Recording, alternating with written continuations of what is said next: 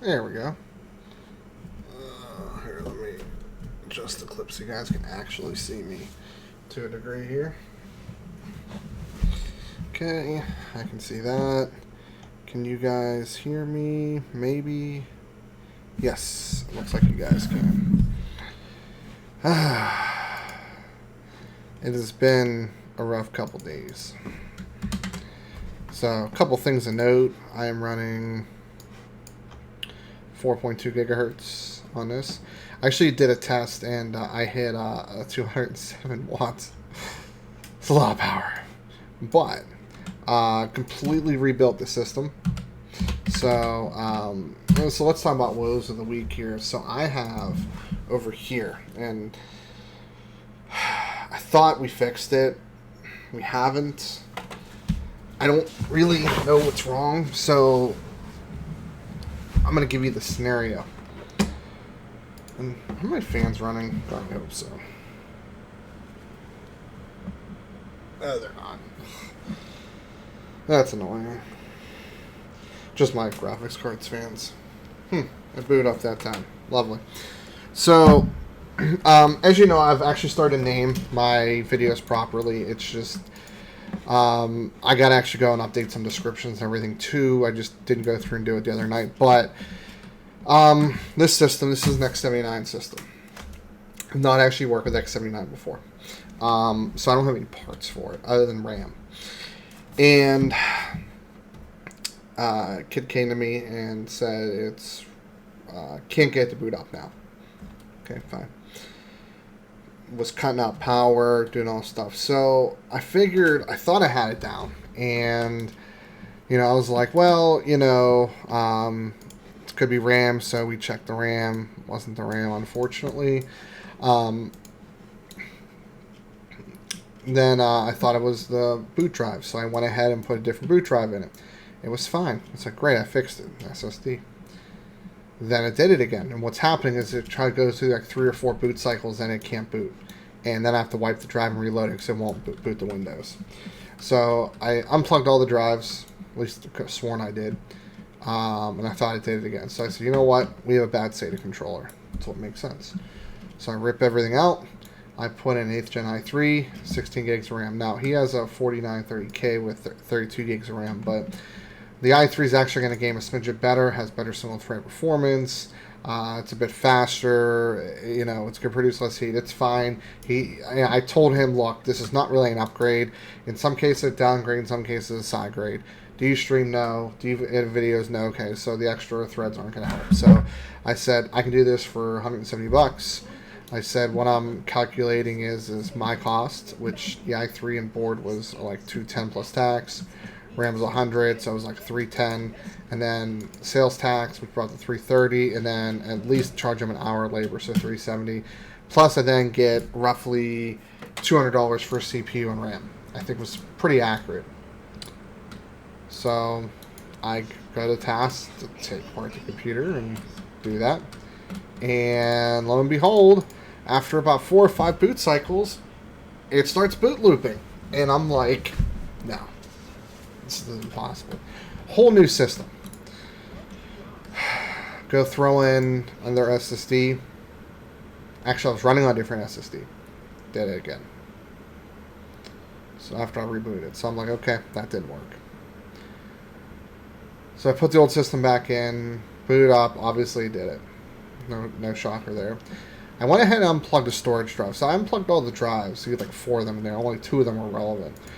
But I unplugged the storage drive, and since then it hasn't done it. Because it did it, and I unplugged the storage drive, and it looped once and booted all the way up. What's really weird is there's nothing on the storage drive, so that kind of confuses me a little bit. So this is where we're at. These are the possibilities. The storage drive is using an extension cable, essentially. Okay, there could be an issue with the cable. There's definitely a possibility there. There could be an issue with the drive itself. It's weird that a blank drive would cause that, though, especially when the boot order is established properly. It could be the power supply. That'd be pretty rare. It causes the boot loop like that. Like, it pretty much almost gets fully to Windows and then tries again. Could be the graphics card. I did test it, but I feel like I didn't test it all the way. Ooh. Ooh. Ooh, I'm definitely doing this. Sweet. So, yeah. So, it's either one of the following. It's either the driver, the cable, power supply, graphics card, or the case. Now, you say, how could it be the case? The front I/O could be shorting wrong to the board. That definitely is possible. And where that comes in as, I unplugged USB drives, and it actually caused the computer to reboot on both the new and the old system. So, that actually has me thinking that's a possibility. So, this is what we're going to do. We're going to try to get this thing to loop again. I really hope it does, and I really hope it doesn't at the same time. As soon as it does, I'm going to put a low-power graphics card in. And what that's going to tell me is potentially roll out the power supply or graphics card. If it does it there, it may be a power supply, but or if it does it again with the low-power card, it's definitely not the graphics card. If it doesn't do it, we're going to upgrade it to an RX 570. Okay, good. If it doesn't loop after some time. And then if it does it with that, then we definitely know it's definitely could be a pair or like a draw issue. So that's definitely possible. If nothing gets rolled out, or if we roll everything out, it's the case.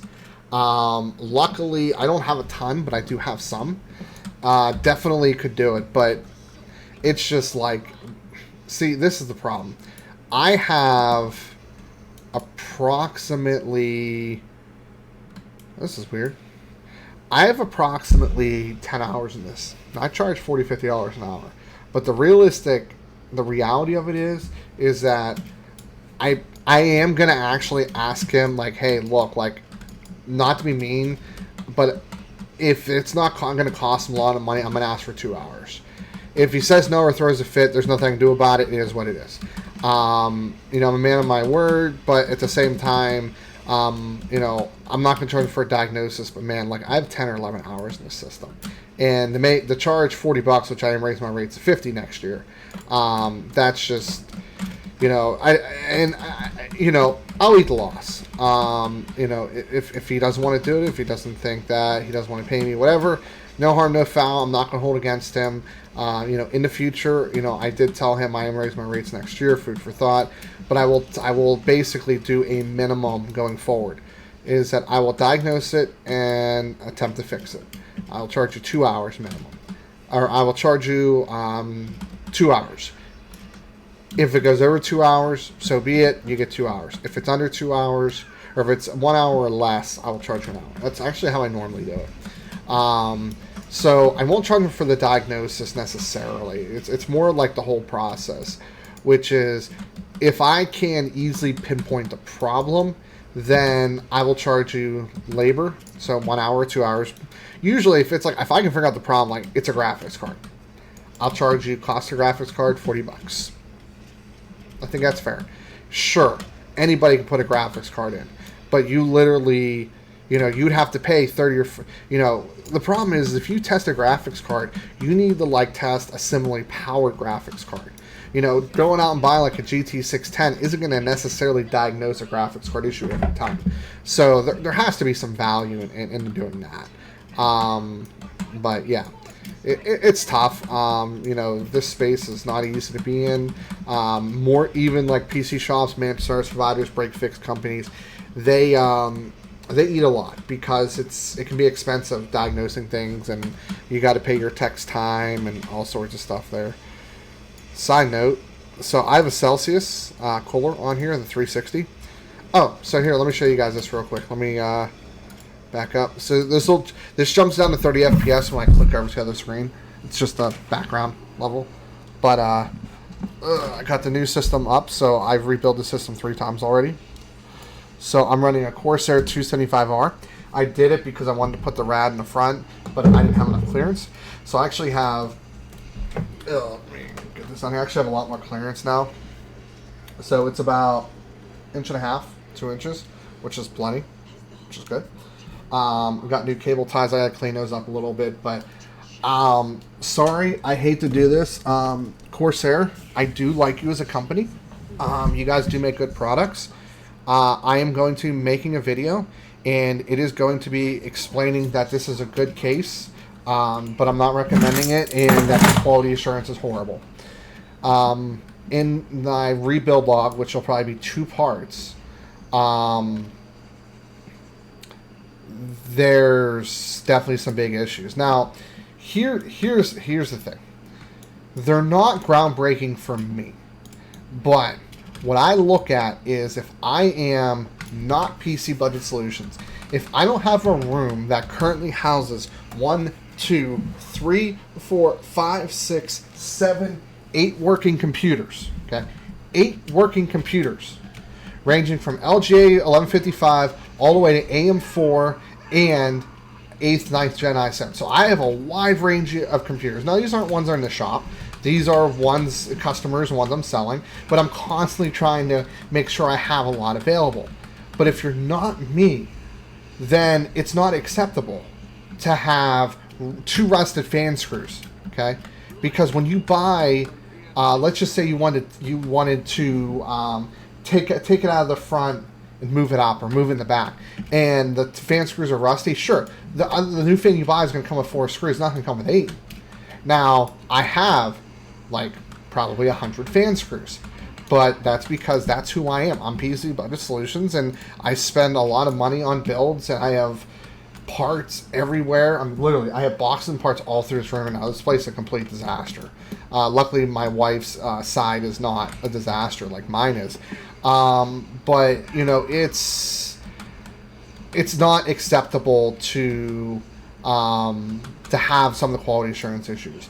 For example, where the thumb screw goes in at the bottom on the back side panel over here is bent. Now, I'm going to grab a pair of pliers and bend it back. I can do that. It's not a big deal. Somebody's just building their first computer. They could easily use too much force and bend it the wrong way, kink it. I tried something and put a little scratch in it. I don't really care. But that's just some of the problems. The Corsair 275R, and like I said, I'm going to do an independent review of this. I just don't know when, or if it's going to be before, like after New Year. But it is a good case.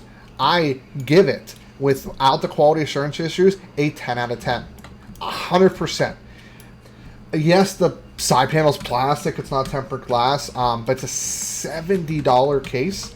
It supports 170 millimeter tall coolers, which like supports basically an Oxbow NHD14. It supports 360 front rads, 360, probably not 360 top rads. No, actually, well, my apologies. It's off-center enough. As long as you don't have super tall VRM or super tall RAM, you should be fine. I like the layout. They definitely cheapened up a couple things. But at that price point, I totally get it. Oh, wow. Okay. I totally get it. Like, for example, they don't have grommet holes for the cable routing. I'm okay with that. Because they have breakout PCI Express connectors.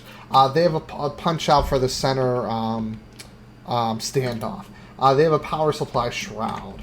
They have, they already have cutouts for the radiator in the front.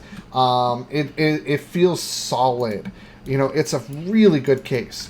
But Corsair, you're going to hear it in my review. You are. It's not. I don't think it's acceptable.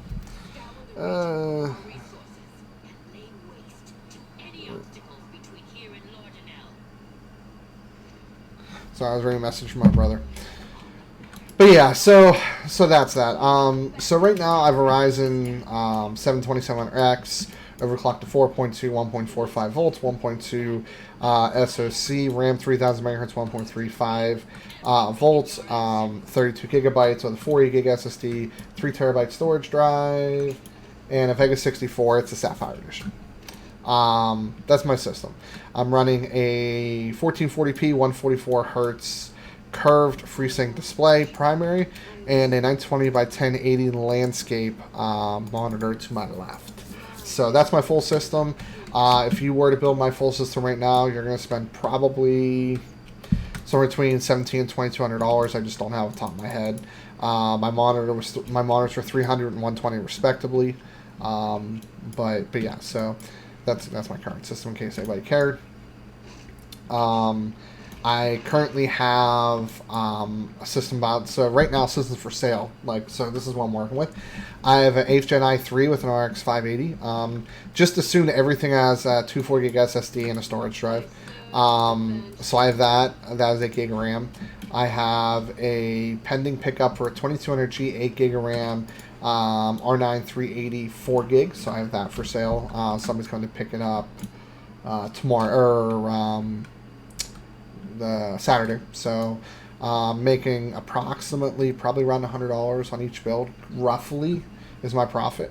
That also includes like a full warranty. What I mean by warranty, like, this is what I mean by warranty. I don't mean like, oh, something breaks, let me take 3 weeks to RMA it. No, what it means is, oh, something breaks. If I don't have anything to put in it while I replace it, I'm going on Amazon and buying an equivalent graphics card out of my money and have it here in 2 to 3 days. That's what I mean by warranty. And then I have to pay to ship the product back, which is usually $15 to $20. And then I'm going to take the replacement product, and if it's something usable like a graphics card or a RAM stick or a motherboard, then I'll usually put it in inventory or make a build out of it. If it's something really expensive, I need to flip it very quickly, sure, I'll maybe sell it and take a loss. That's what I mean by warranty. But see, that's kind of like what I was explaining to the guy. He bought a case from me. Does a lot of what I do too, a lot more way back when, and does a fair bit of it now. But I said, what people don't understand is, if you can build a computer, which I strongly encourage. I do build guides so people can build computers. That's the way to go, 100%. I'll help you make recommendations for you. Give you some ideas, tell you what I've seen, what I've done, all that fun stuff. But if you can build a computer and somebody says, I can build it for less, well, then why are you bothering me? Of course you can build it for less. I'm not here to sell you your computer. I'm here to sell 14-year-old Johnny who wants to play Fortnite a computer, and his dad or mom have absolutely no idea what the heck Fortnite is, let alone what a computer is, right? They use their smartphones. They didn't even grow up in the tablet age, right? So yeah, that's kind of what I do. So and that's something that still gets annoying. Is like somebody's like, I could build that for $100 cheaper. Well, what do you expect me to do? Build it at cost and then warranty it and support it and drive out to your place and fix it? No, like, dude, I'm trying to make a little bit of money for what I do. Like, come on, man. But anyway, sorry. Hi, streaming gone wild. It's been a bit.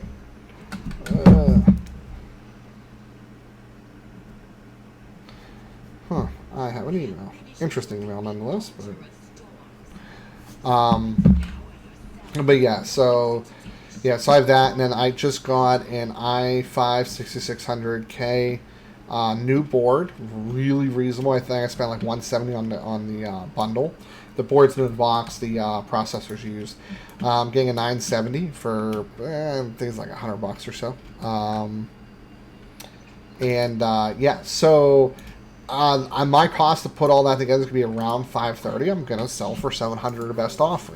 The reason why is because people are always going to try to ask for money off, and that's fine. I'll sell it for $650. That's fine. I have no problem with that. That's why if someone wants to pay list, it's not like I'm ripping them off. It's, I'm in business to make money, and I would like to sell it at list. You're getting a good quality product. You're getting a lot of support from me.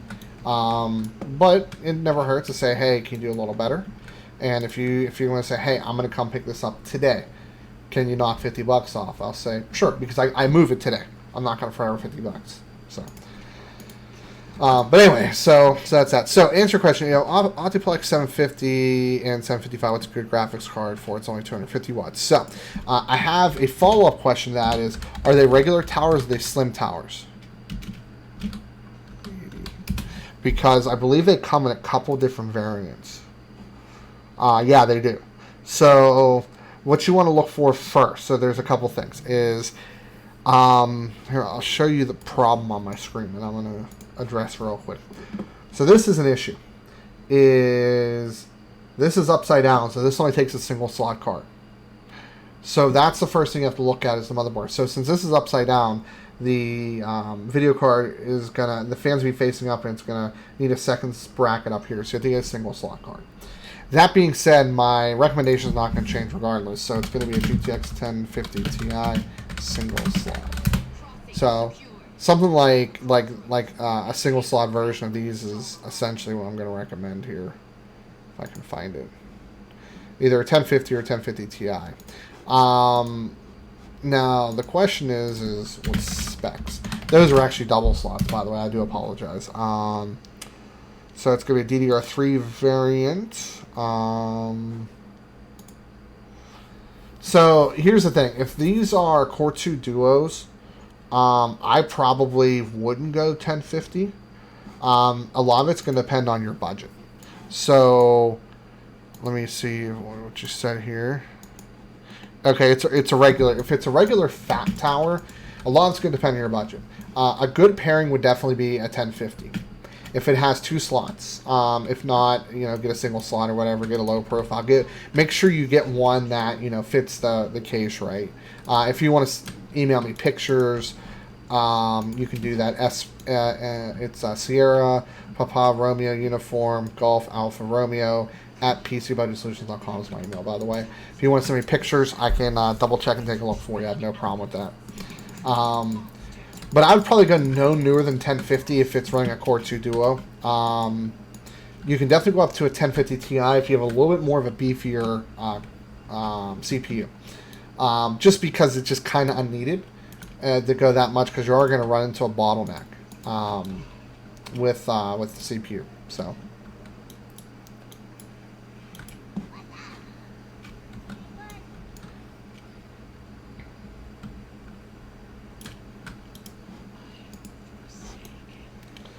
Okay, there we go. All those are done.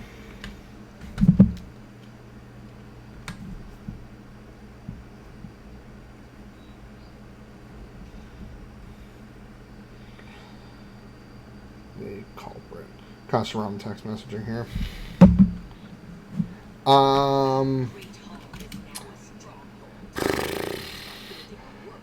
Core 2 Duo V Pro. Not super familiar with that. I want to say the V Pro is probably slightly better, but in the grand scheme of things, it's marginal at best. So, so here, I'll actually look up real quick. So, specs down. Here we go. So, this is. Let's see if it gives me a spec list here.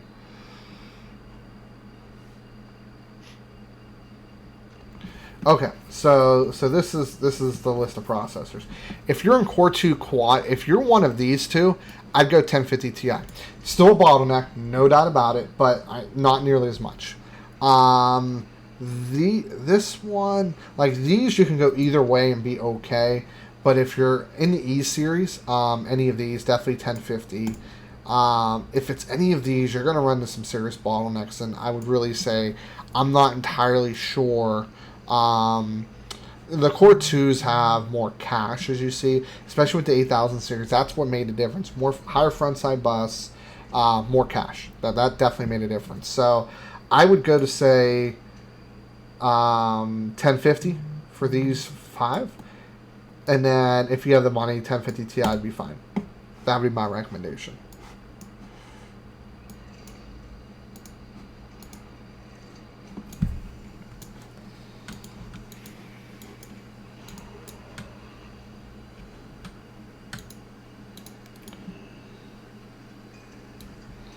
Can't believe I'm getting such a high level item.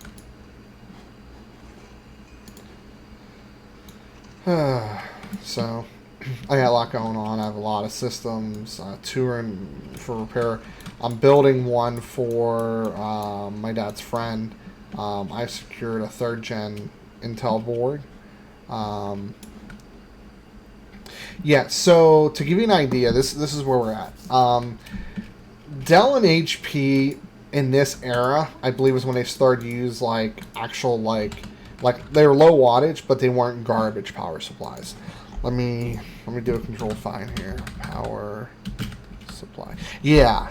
So So this is where we're at here. So you're looking at, so you said 250, so it's probably 255. This is very important. This has, let me see. Okay, this has one 12-volt rail. It's 240 watts. So of the 255 watts, 240 is available. So the 12-volt rail powers most of the system. And this is another thing to look at, is the efficiency rating. So at 90% load, it's 87. At 20 to 50% load, or wait, this is actually hard to read. 87, 90, 87% at 20. Regardless, these are at least 80 plus bronze level, essentially. They're fine. Don't overload them, but you're fine. But to answer the question, in a Dell, a vast majority, 90%, if not more, of your power is going to be graphics card and processor. Now, what we're looking at is you have a Core 2 Duo. So let's go with E8600. So that's the most powerful one. Once, I hope I don't get kicked out of this group. Really?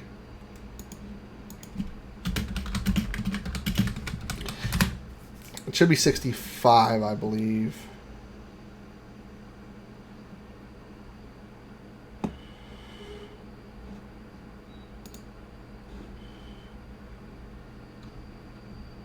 Yep, 65 watts. So why that's important is if it doesn't have a power connector, which these don't, the maximum output that the graphics card can pull is 75 watts. There are exceptions to the rule. There are graphics cards that will pull 85, 90 watts. There are. Not a lot in all things considered. Let's just assume that it's going to pull 90 watts. Won't, but we'll just say it does. Add 65 watts or 145. Let's say the rest of your system takes up another 20 to 25, which honestly for Dell is definitely estimating high. So if your graphics card's pushing out 90, which it won't, but let's say it does, CPU 65, it's 155, another 25 for the system, that's 180. You're 70 watts left. And you can actually, honestly, you can probably overshoot it by 10-15% for quite a while before the fear of, hitting overcurrent protection and all sorts of other stuff, right? So, like I said, it's not a shitty power supply. I mean, I wouldn't necessarily say buy them and use them. I mean, you can get much better for not much money, but it won't fit in many cases. Or use a proprietary plug, right? But yeah, no, you're fine. People do that all the time. They use the low-powered, like 1050 Ti cards. And, yeah. So, yeah, it's fine. Don't worry about it. Worst thing that'll happen is, eventually, if it starts cutting out, then you might need to overhaul the whole system. But that's all you really have to worry about. You'll be all right.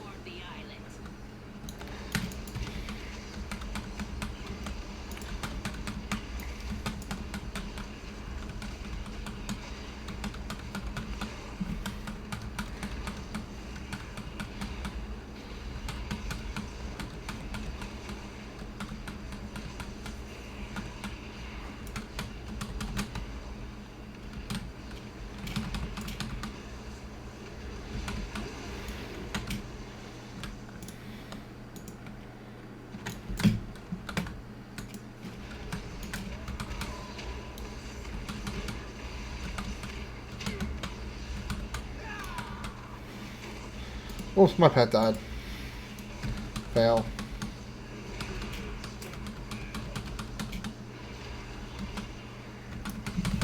I'm going to power this one back up. So hopefully I've answered your question to a pretty decent level. Hoping anyway.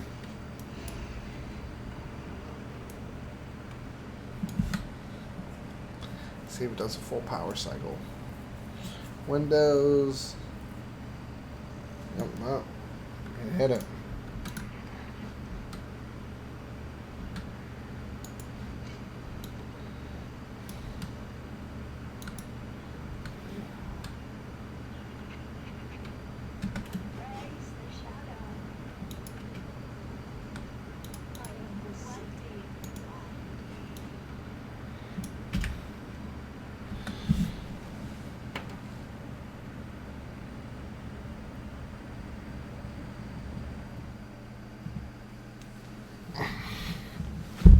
Unfortunately, no. I do have DDR3 memory, but for the most part, I'm down to probably about 8 gigs, and I definitely would like to keep it for testing purposes. And it wouldn't make sense because you said my country, so that would imply that you're not in the States, and it would be any amount of money I could charge you just wouldn't be worth it. It could cost as much as $30, $40, $50 to get it into a country with import fees and all sorts of stuff, and that's all about 8 gigabytes is really worth. I would try like eBay in your country, see if that works.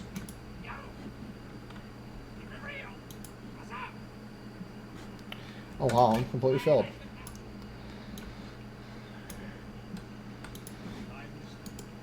Yeah, unfortunately, I'm not like, you know, Jay or Linus or anything like that. I really wish I was. Ooh. Because they have like 1080s laying around. They give away to friends and family. I really wish I was at that point in my life. That would be really awesome to where I could, you know, hook friends and family up and stuff like that.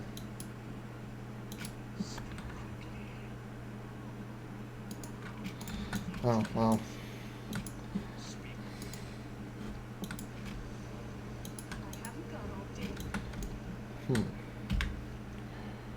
Oh, everybody's there trying to finish this off. Okay, let me go ahead and see if I can fly here.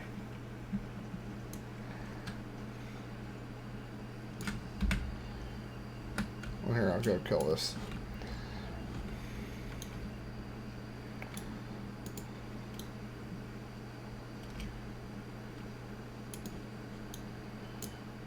Oh, hey, we have a giant group over here.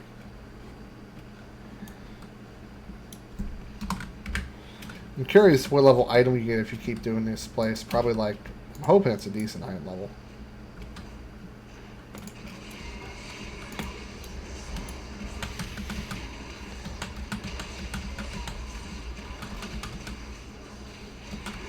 Oh god, I am definitely dead.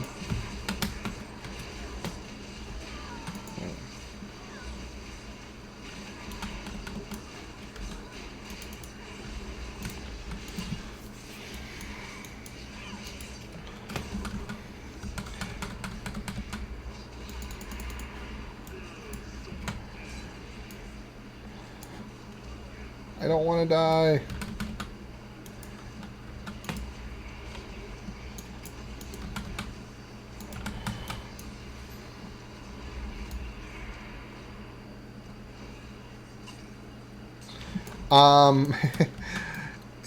If it was an AMD R9, yes, it'd be very good. Quadro 380, not so much. I'll look it up. But it's probably a DDR3 card if I had to guess. It's worse than I thought. It's worse than I thought. So this is the specs of a Quadro 380. It's 512 megabyte DDR3. Could be maybe a half a gig as well. GTX 1050 specs. So this is like $130 card or whatever, 110 in some cases. Okay, so the Quadro, 16 CUDA cores, 640. If you do the math, that's 40 times more CUDA cores. Memory is 8 times more memory. I mean, it's not even in the conversation. It's not as good as, like, honestly, you have current integrated graphics that would run absolute circles around it.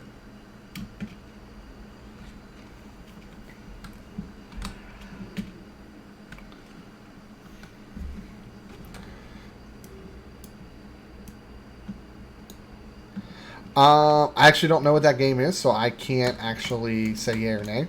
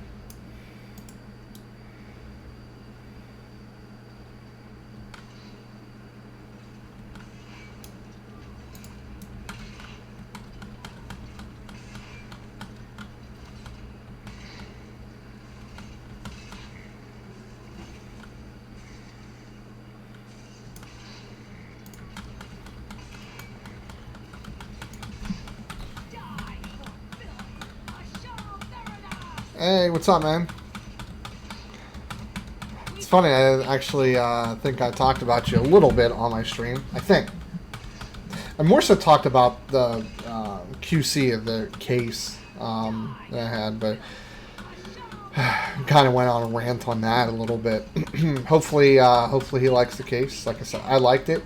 Honestly, I liked it a lot. I'm kind of annoyed I had to replace it, but I mean, it gives me another video to make. The whole 30 cents I'll make off of it wasn't worth $120 that I paid for all that, but so be it.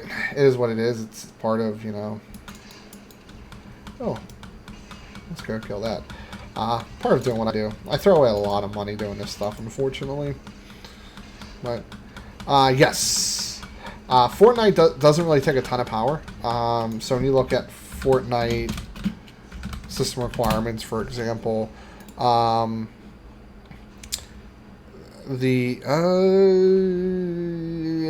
I lied. They recommend an i3, so you may not have the raw processing power to run it well. I mean, it may run it at 720p, but it may not run it well. Graphics card is pretty lean. You get yourself anything semi-modern. You know, pick up like a used $50 graphics card from like that came out like 2013, and you're way over spec, right? The CPU might hold you back though. The Core 2 Duo. Without GPU, it doesn't require a lot of GPU power in general.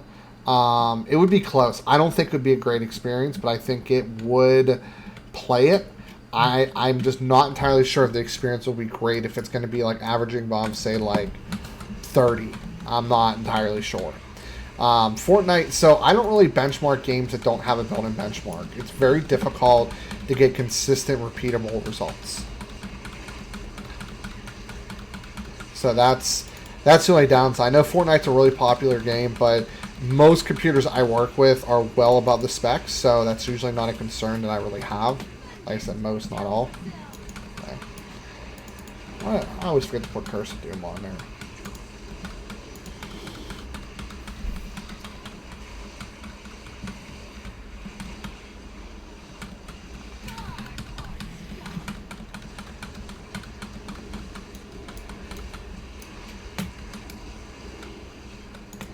Yeah, I probably was supposed to move out of that.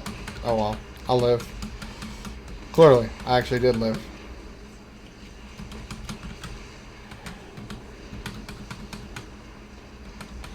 Yeah, I just straight up absorbed it. Well.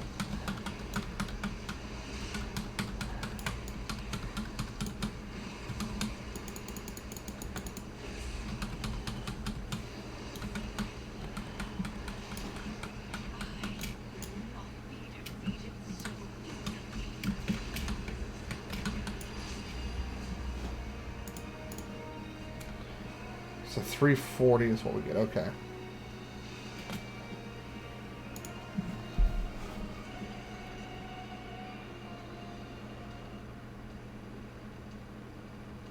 Oh, that'd be cool.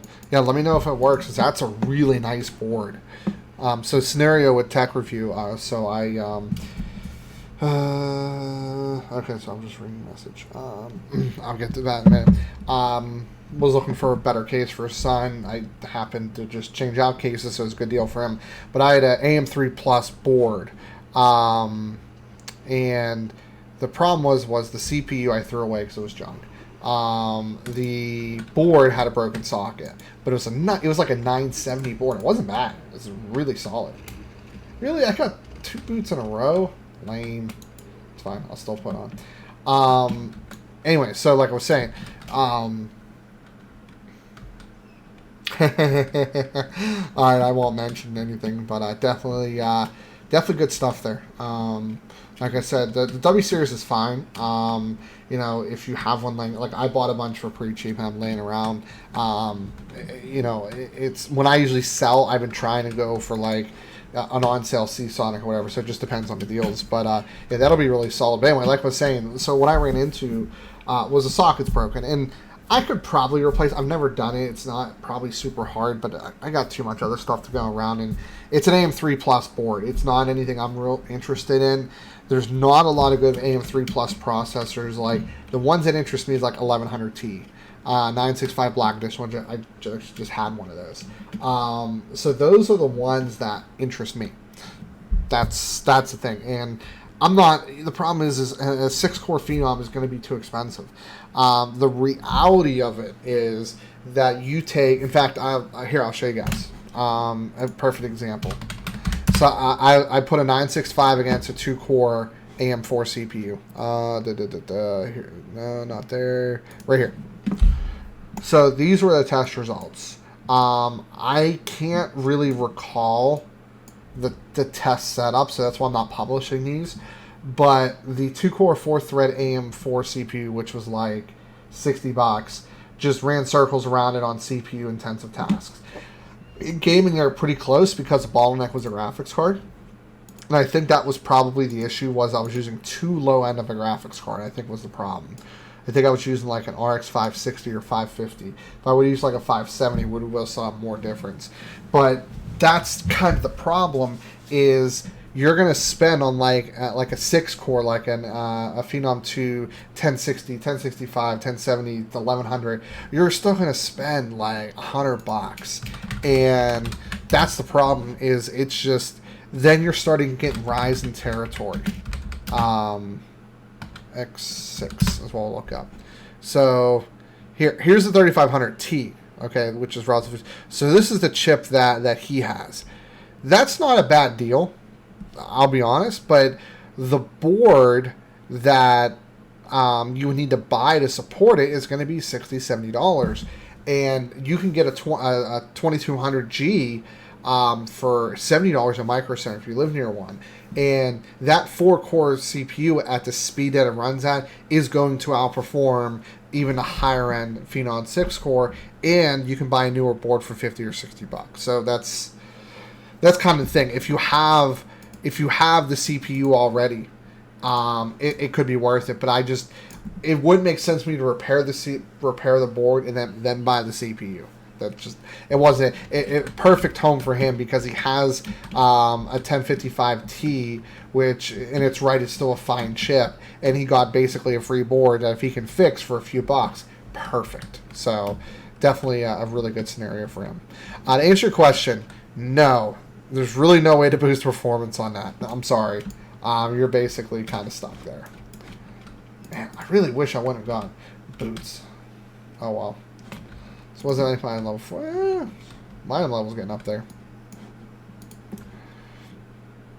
So, yeah, definitely solid system. I think you said he has 6 gigs of RAM or something. Yeah, definitely. What's interesting is I have not done this video yet either. No. Close. Excel. Come on.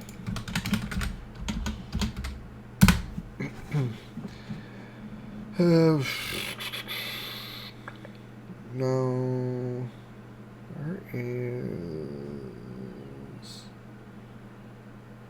Jesus, what did I do with this?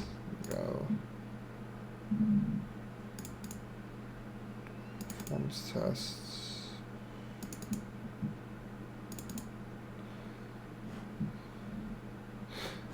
Oh, this is still one I have to run.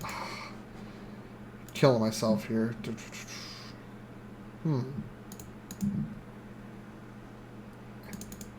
Don't know where I put this at. No. Okay, that can be deleted.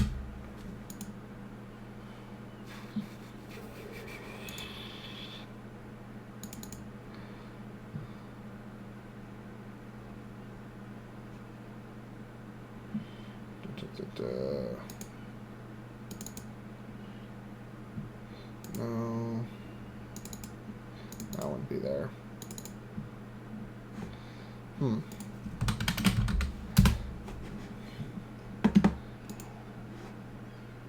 Oh, you know what? This is on my desktop, I think.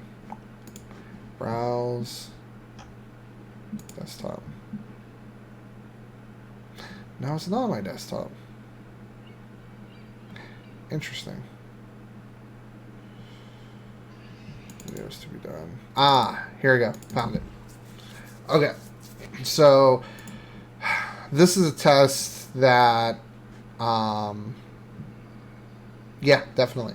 And if it works out, then fantastic. The problem is the board doesn't work out.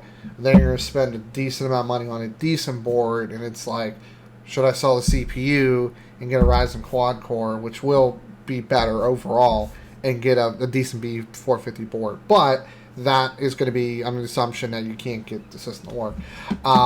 So this is a test that I did, and the problem is my testing methodology is generally more having multiple programs running. So the synthetic's a little bit off. I had to run these a couple times, but what's interesting is 16 gigs of RAM didn't make much of a difference. The speed was big here. The amount of memory here made a difference. The speed, not so much. The double channel RAM definitely helped. And then here, really interesting. So I'm actually probably going to sit on these test results and revisit it to try to figure out if RAM is important. I think really, though, what I should do with these results is compare 8 gigs versus 16 in my real-world testing. I think that'll be a little bit more interesting than what I originally wanted to do. So my real-world testing is Discord open, Chrome open, video playing in the background, 3 other tabs open, running a couple different programs and 2 monitors. That's my real-world testing. Here's the reason why. I don't care what the vacuum scenario is. I care what a lot of the people that I sell to are doing. And I just got a picture from a customer I just sold to who just bought a second monitor because he streams. That's important to me.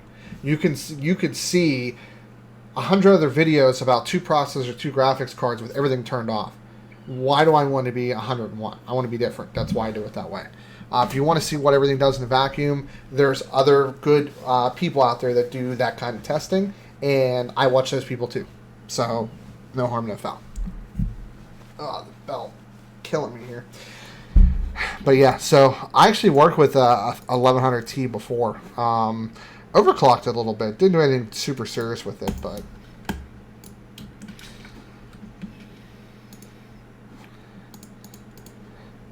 that's right, I need to go back over here. World of Warcraft's such an interesting game to play when it comes from a hardware standpoint. The problem is I'm running, I'll show you here. So, well, let me see here. Let me change the background to advanced. I set to 143 because after that it gets out of the FreeSync range. So, okay, so if you look at my utilization, the CPU is not really being hit real hard. You have one CPU clocked up, and the rest of them are clocked down. Now I'm also streaming, so definitely consider that.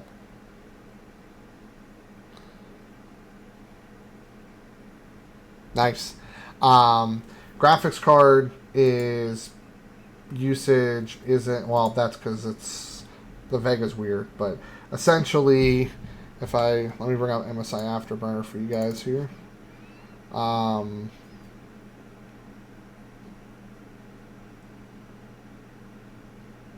Yeah, that's a bad sensor. GPU usage is floating in the 70s and 80s. So, you know, now we're back to the CPU bottleneck, and it's fine though, because like I said, it's a FreeSync monitor. As long as I'm consistently staying above 50, I'm not going to hit, 144 often, but it feels a lot smoother than what I do with my 4K. So, yeah, I have 32 in this, so this is what I have rounding off this right now. Usable for the time being. 32 gigs of DDR4, 32 gigs of DDR3, 4 gig sticks of DDR3, 8 gig of DDR4, 8 gig of DDR4, 8 gig of DDR3, 8 gig of DDR3, already counted for that, and then another 8 gig of DDR4. So I have a lot of RAM in this house right now, and then I have a 480 SSD, a 1 terabyte SSD, a 240 SSD, a 240 SSD, a 240 SSD, 240 SSD, 120 SSD, and a 240 SSD. I actually think I might be short one of those 240s, just a full heads up. But yeah, so people say, oh, it's funny because tech review by I actually never got his real channel name or whole channel name.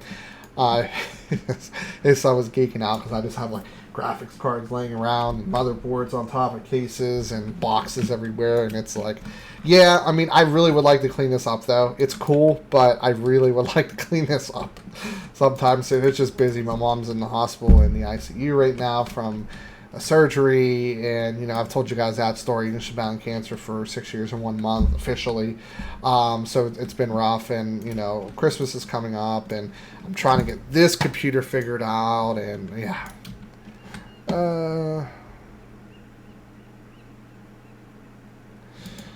Well, quick question, Snooper. What CPU did you have before? Or no, you said you had a different GPU and was running better. You had an RX 580, if I remember correctly. Nice. It's amazing how cheap SSDs are. Now I have an SU 650 from ADATA. It was like $64 for a 500 gig. Now it's not a really high quality SSD. I don't really care though. It's my system. But yeah, it's amazing. So this is interesting. I'm gonna log into my Newegg. I'm gonna show you guys this. I've showed this before on my stream. I'm gonna show you the first SSD I ever bought. Let's go to here. Oh yeah, that's right. I gotta click on some, and then here, order history, sign in.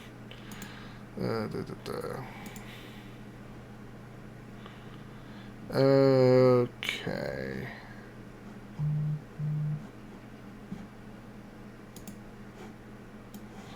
So, this is my old address, so I don't really care. Not really worried about it. But, here it was. So, hold on a second here. My wife's asking a question. Okay. So this is the first system that I built. So you can see when I ordered it potentially. Well, if I go back one. Yeah, so end of 2011 is when I built my first system myself.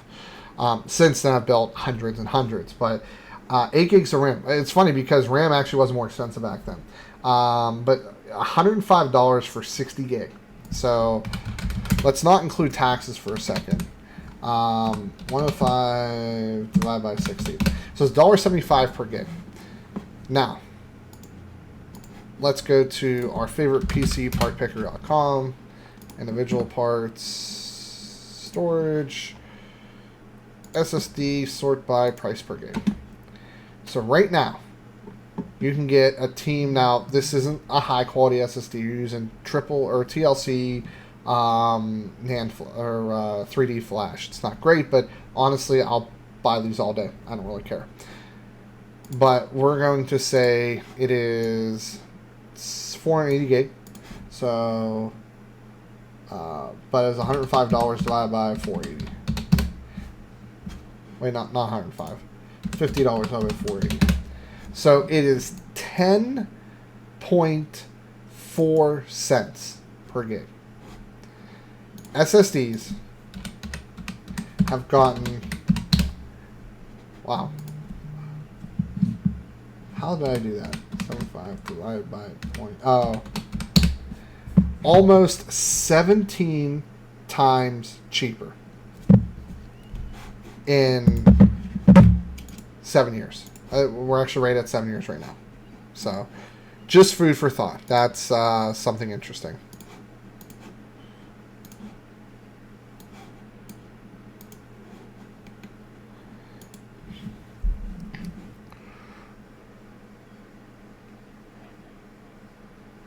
Okay, so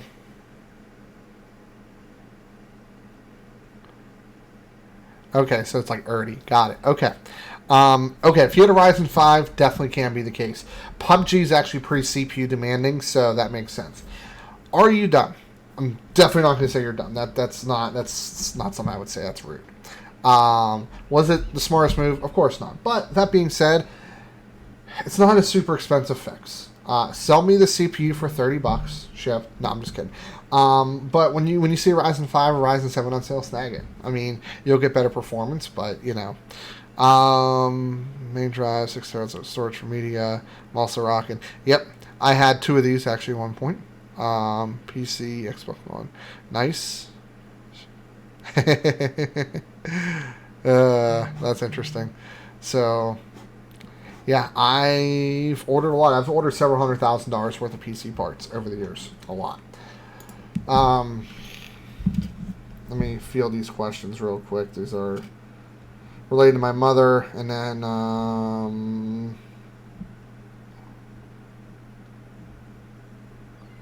so 100 to 150.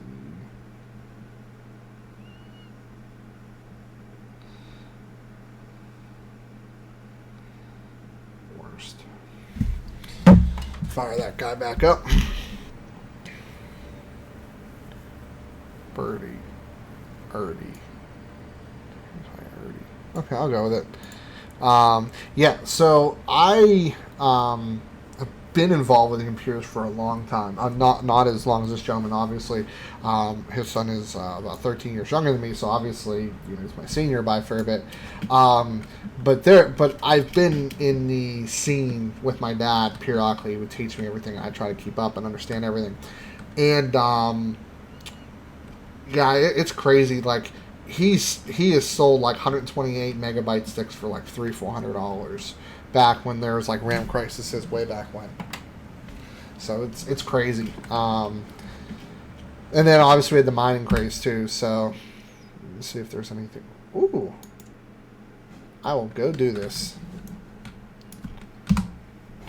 So let's see how hot the CPU has gotten so far.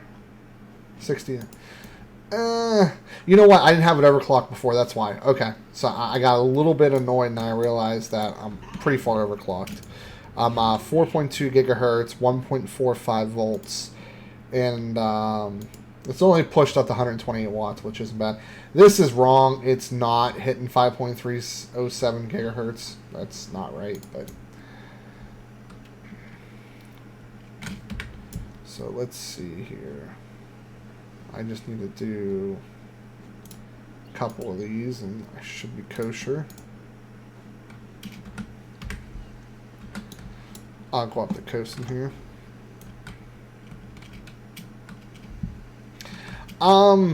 Probably. I definitely can't say for sure. I don't know. But that's definitely the case. I was concerned that the only change in the system was the graphics card. That would be a red flag. That'd be the Vega 64. How much of an FPS drop have you seen? Would you say on average? If you can try to give me a number without trying to overdo it. Because we can definitely potentially chalk it up to a CPU. And like I said, $30 shipped. I'll buy it. Sorry.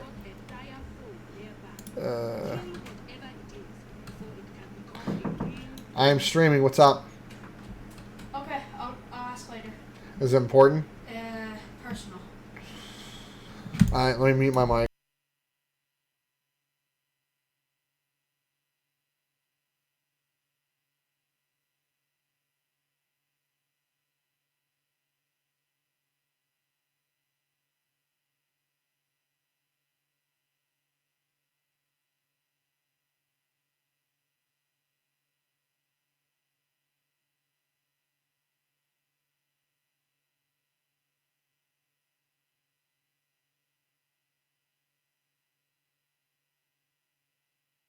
Yeah, wait.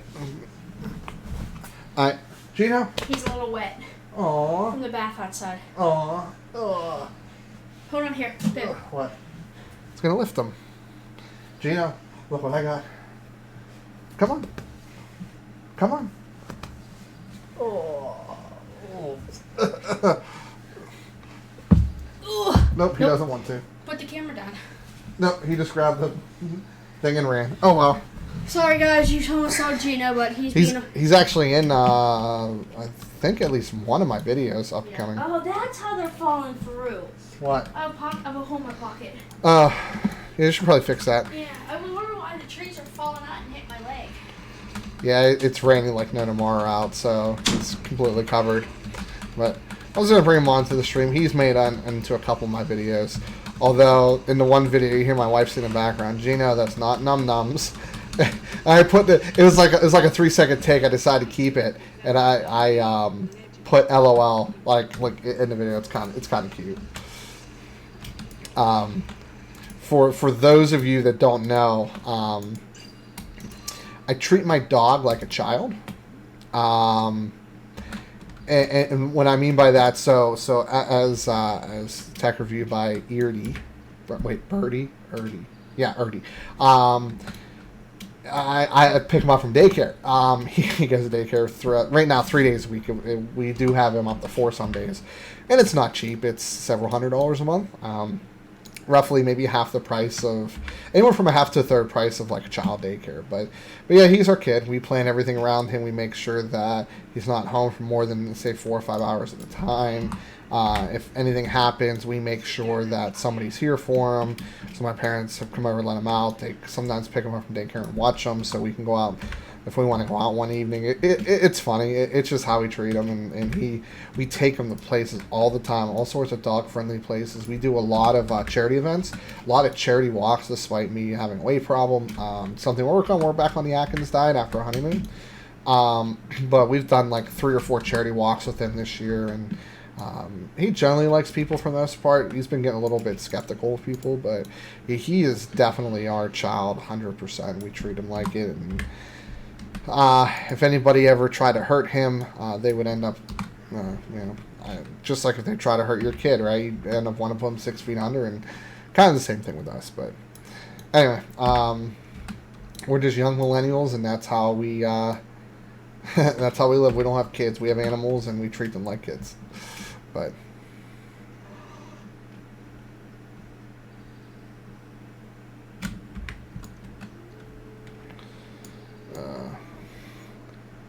where is this?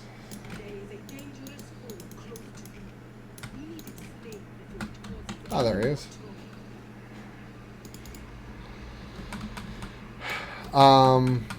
Yeah, that really sounds like a GPU or CPU bottleneck. You see that in WoW a bit. You get a little bit of an increase, but not much.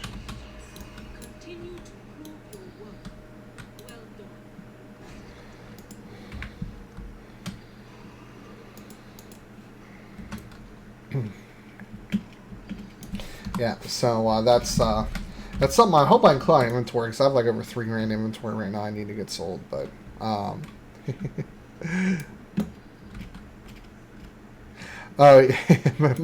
yeah, it bought. So here's my reasoning for why I care so much for, obviously, our dog, and I care very much for animals in general, is, I don't value an animal higher than a person. I honestly value them quite equally, and the reason behind that is eventually people get to a point, for the most part, and there are exceptions, get to a point where they take care of themselves and they live their own life. That's the goal. You raise your kids to be self-sustainable, to be able to pay bills and maybe even recreate and love somebody. You try to give them the best morals you can. An animal's intellect caps out, for the most part, at least dogs, around that of a 3 or 4-year-old. They can learn a lot of basic commands. They can listen to you, but they really, there's only so much. Like you train a kid up to like 5 or say up to a 5 or 6-year-old, but they can't domesticate dogs, and to also cats, but more so dogs cannot take care of themselves. They can't fend for themselves. Obviously, they can, bathe themselves and everything, but, they're not trained to hunt when they're domesticated. They're not going to go after an animal and eat it in many cases. Again, exceptions to the rules. So when somebody treats an animal really poorly, there's only so much that an animal can do, and a lot of yeah, definitely. A lot of the problems that I have is cats, or dogs, and then to a small degree cats, are incredibly loyal, and it breaks my heart that since they don't know any better, and somebody mistreats them, and they're just waiting for somebody to come back, they abandon them or they mistreat them. They don't know. Eventually, a human And again, there are exceptions. You know, if somebody's abused all their life, they don't know any better. They think that that's normal. But they can eventually, with enough mental health assistance, with professionals and a lot of therapy, they can get over that hump. It takes a lot, and not everybody can do it. But normally, a lot of people can get through it. Dogs will never know. And they're loyal to a fault. And even ones that have been abused are still loyal to a fault. And it absolutely destroys my heart when I see somebody mistreating a dog. Because they don't understand why. They think there's something wrong with them. And they can't figure out what they can do. Because all they want to do is... Animals love pleasing humans. That's one of the things they get off to, essentially. They're motivated by food in many cases, like my dog is.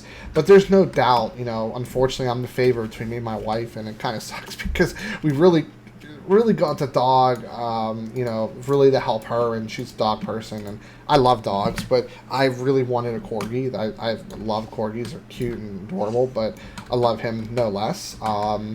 But anyway, so that's kind of my point, though. Is it bothers me because domesticated dogs can't live without us, and they are loyal and they don't know better. And when people treat them that badly, you want to rescue them because you're like, you know, I can give this dog a way better life. You know, they go back after being mistreated over and over again because that's all they know. And it's very similar to a human being that was raised in an abusive relationship. You know, you always hear women, why do you go back to him if he's abusing you? Well, that's all she knows in a relationship. Like, I can't relate to that, but that's true. That's 100% true. So, yes, this is a tech channel. I'm giving life advice. I do that from time to time. I find myself, what am I doing?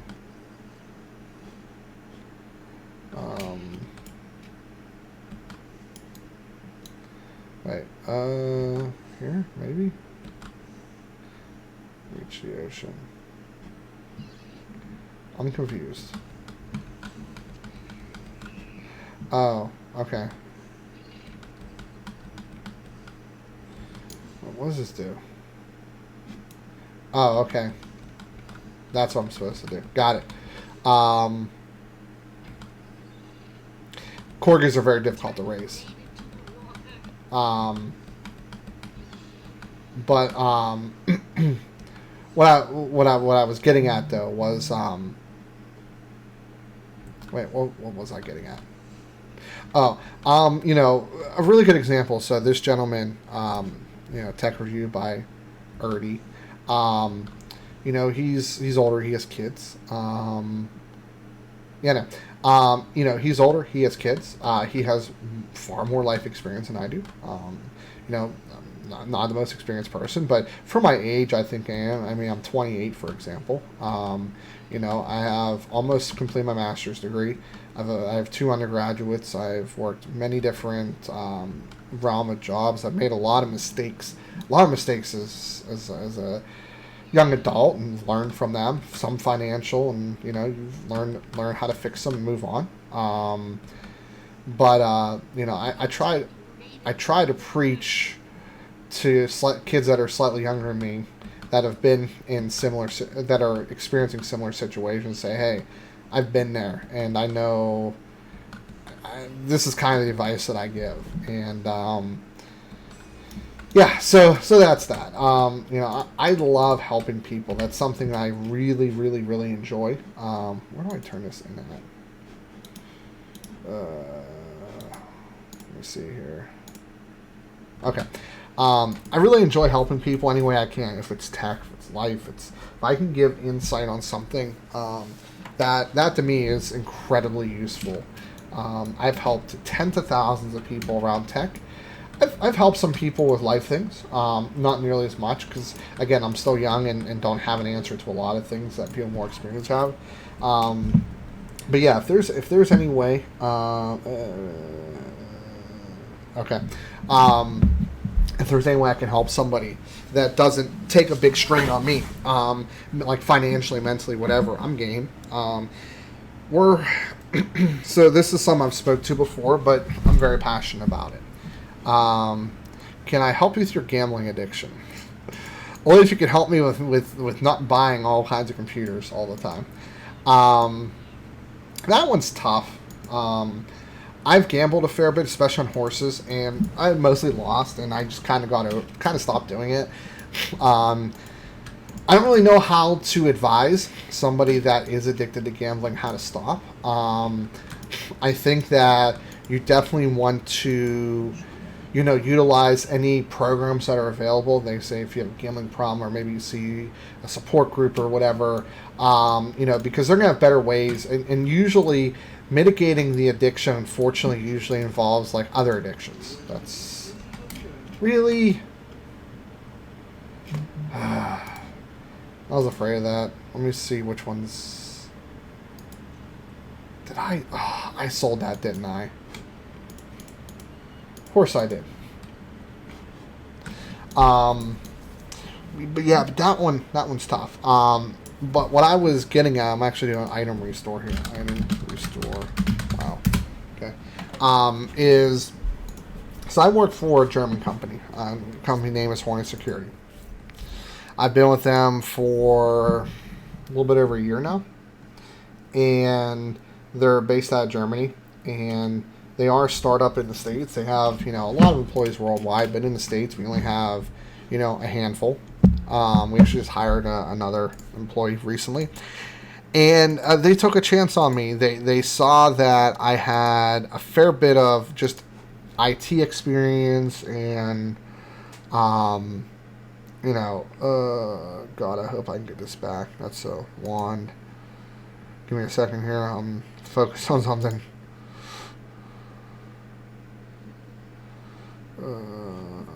Was it a wand? I could have sworn it was another item. Hold, please.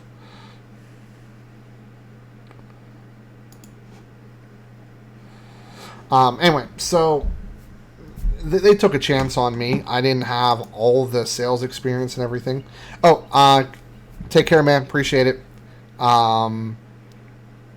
Definitely appreciate everything. Join the stream and everything like that.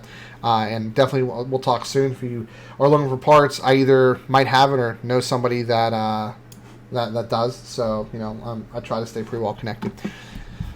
But anyway, so I make solid money. I'm not going to disclose my salary for a couple of reasons. It's personal. It's not because it's personal, but because I don't want to mention it just for business purposes. But I'm compensated what I think is fairly. However, after I complete my master's degree, have 2 years of experience, including inside sales, business development, tier 1, tier 2 support, understanding ticketed system, learning Active Directory, working with software, all that stuff. I now have opened up the ability to make 6 figures, which is more than I make now.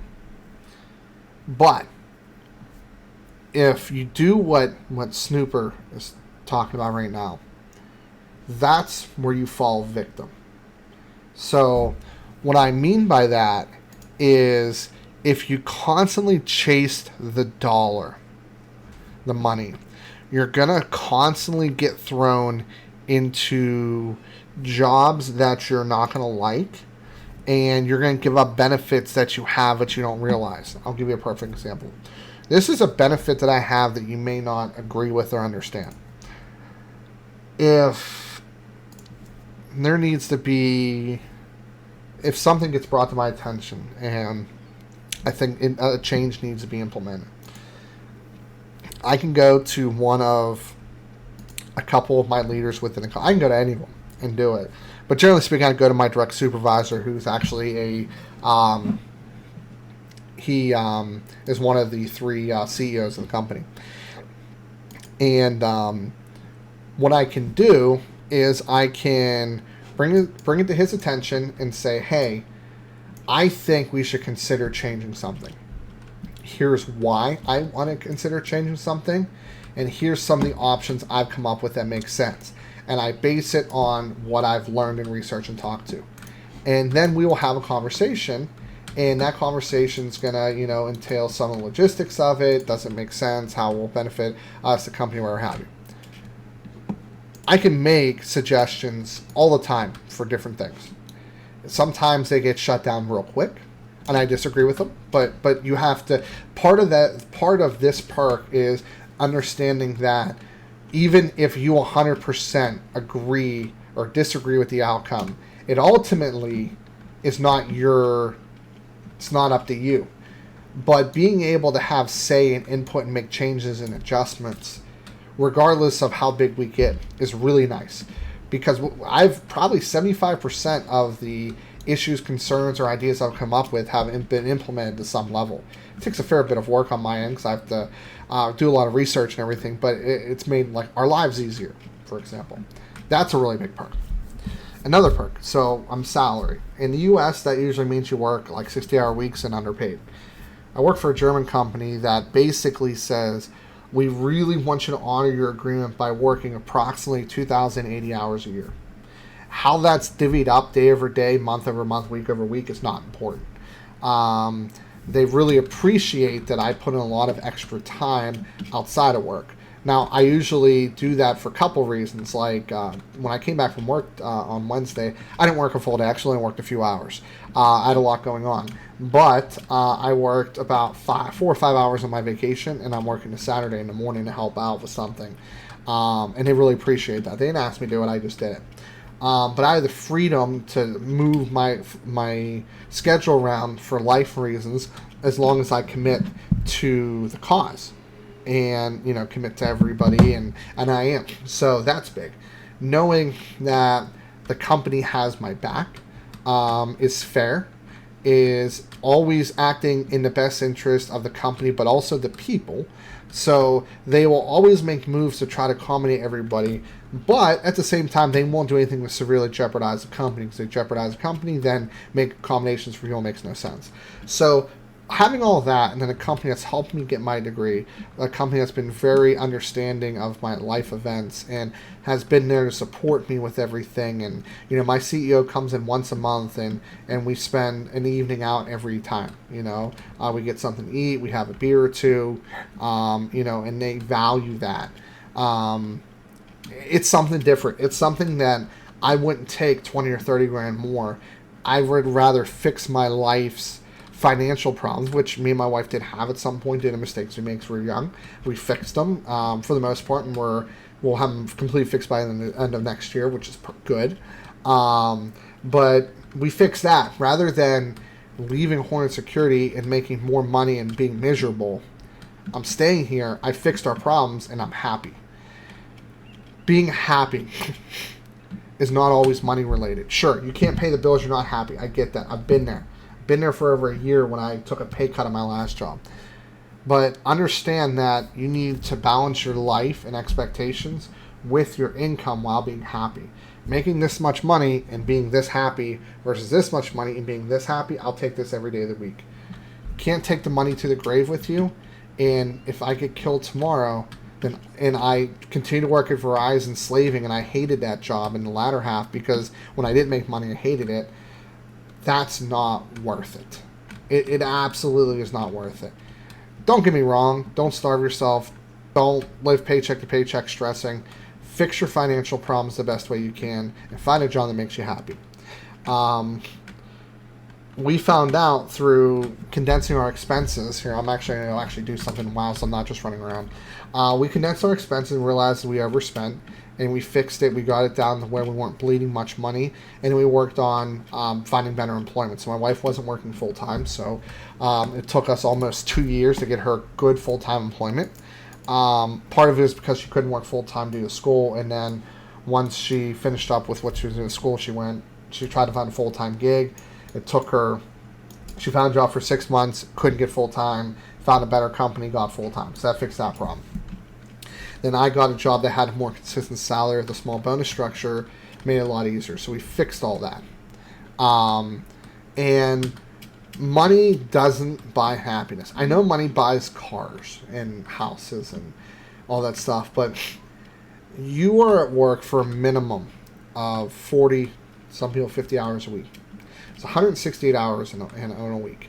So approximately 25 to 35% of your day or of your week is at work.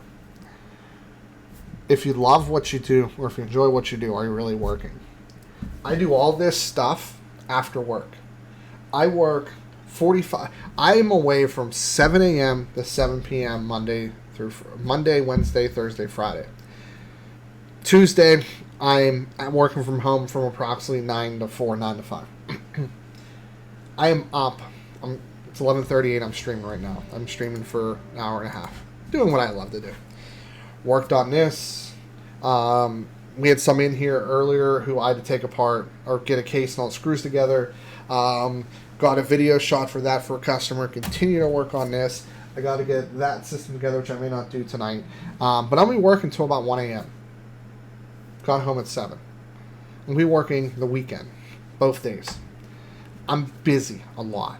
I don't know how time kids. But honestly, for the most part, I'm pretty happy. There's a little bit uncertain. I don't want to say uncertain with work. We didn't have a good quarter. So we definitely want to have a better quarter going forward.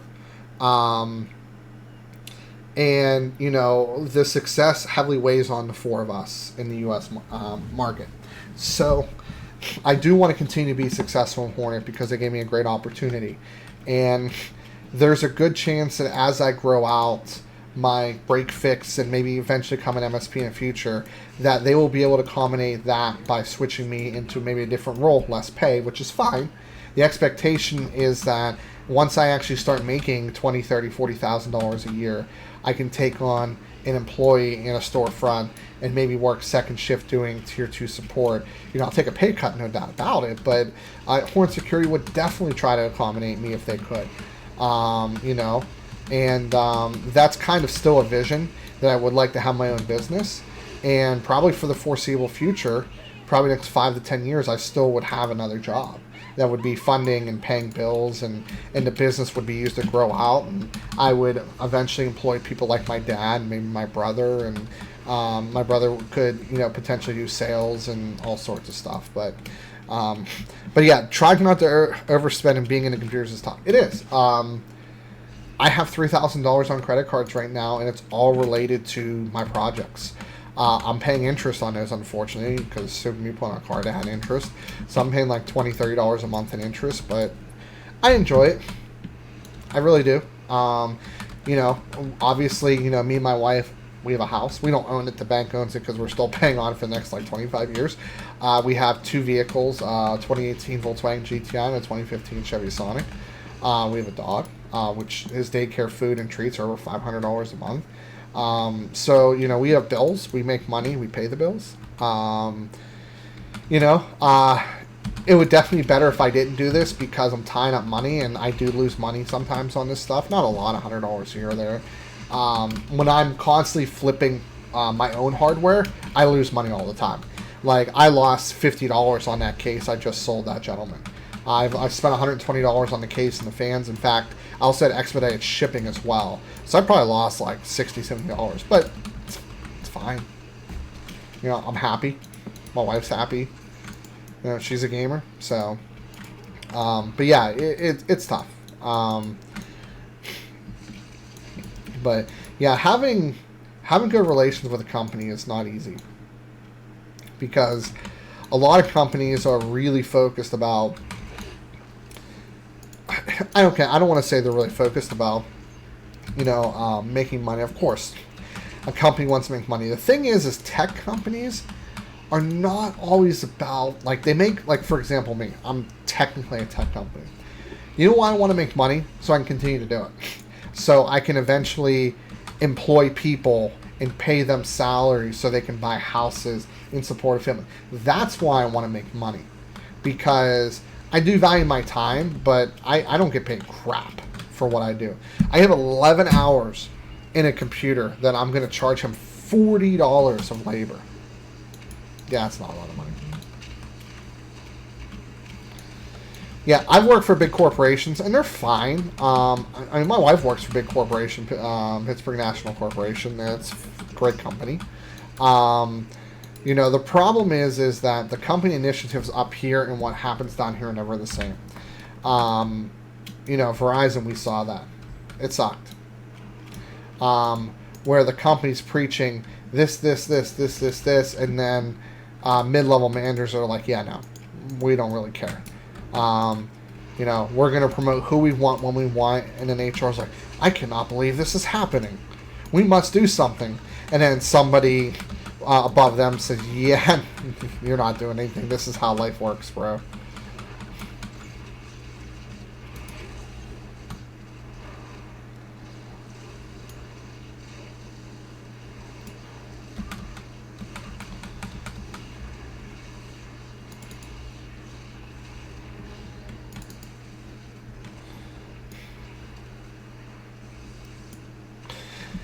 Yeah, the other thing though is you can't be like, hey, I love working at McDonald's and then expect to make a really solid living out of it. Of course, you can move up to management and own your own. I get that, but you know, the reality of it is that you do have to realize that if you want to support yourself and or other people, that you have to have a minimum expectation and develop skill sets and hobbies that will compensate you accordingly. You know, people, you know, I got lucky, right? So I don't have any real technical experience to put on paper other than my YouTube channel. And one of the reasons why Hornet Security hired me was they're like, wow, we really like how he explains things on his YouTube channel. In sales, when you do things like demonstrations and you're onboarding people and you're, you know, trying to explain in layman's terms how this stuff works, being able to communicate this way is really useful. I want to interview this guy. That's exactly what happened. One of the key reasons I got hired was because of my PC Budget Solutions YouTube channel, because he saw value in how I presented myself in my own work.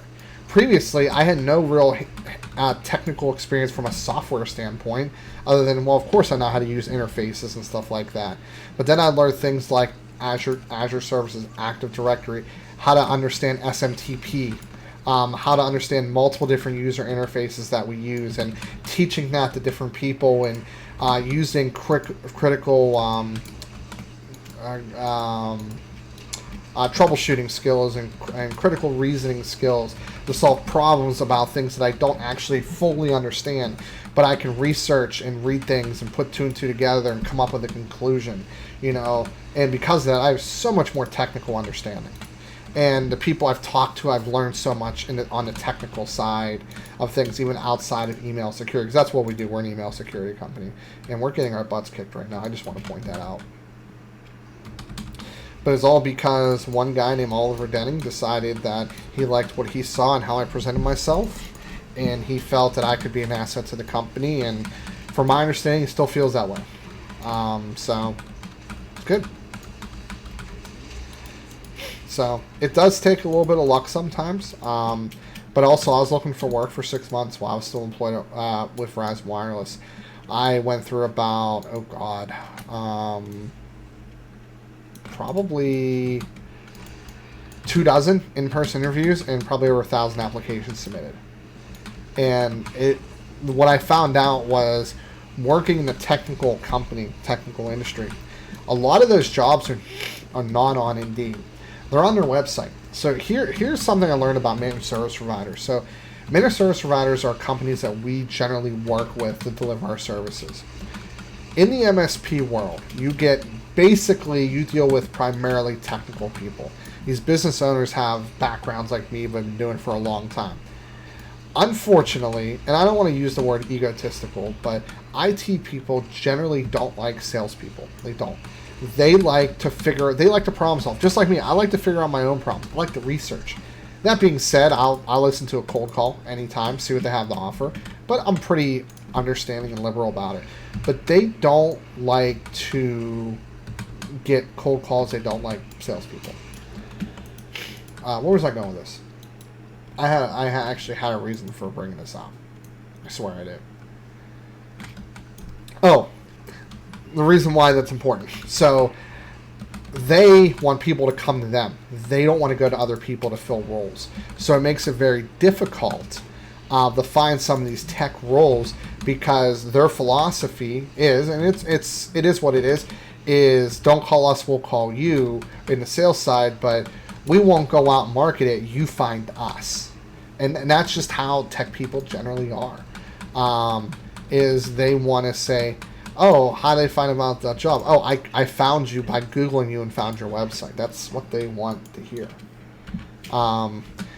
when we have leads come through, a lot of times is, how do you hear about us? I Googled you. That's what they do. They start researching and find out, oh, Horn Security makes a pretty good product. Let me find out the pricing and a little bit more about them, because I'm currently using these other companies and they're getting real expensive and we're not really happy with their feature set and where they're going with it. Yeah, you will. That is true. They say on average you go through on average like 3 jobs in the first 5 years when you're searching, just because a lot of times you'll gain the experience, but the companies won't see the value with the gained experience that you have, and you end up having to find other employment to find somebody that does value what you can bring to the table.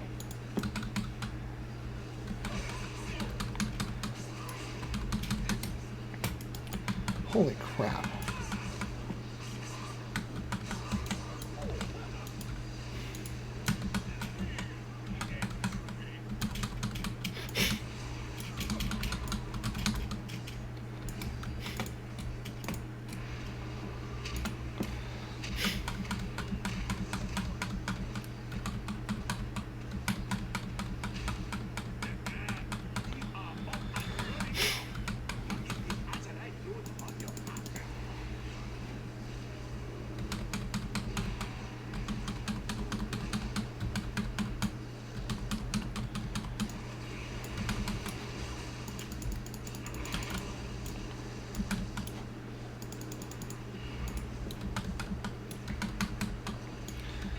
Well, this sucks.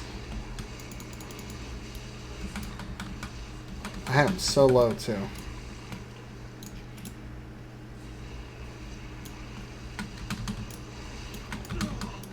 Got it, finally. Jesus.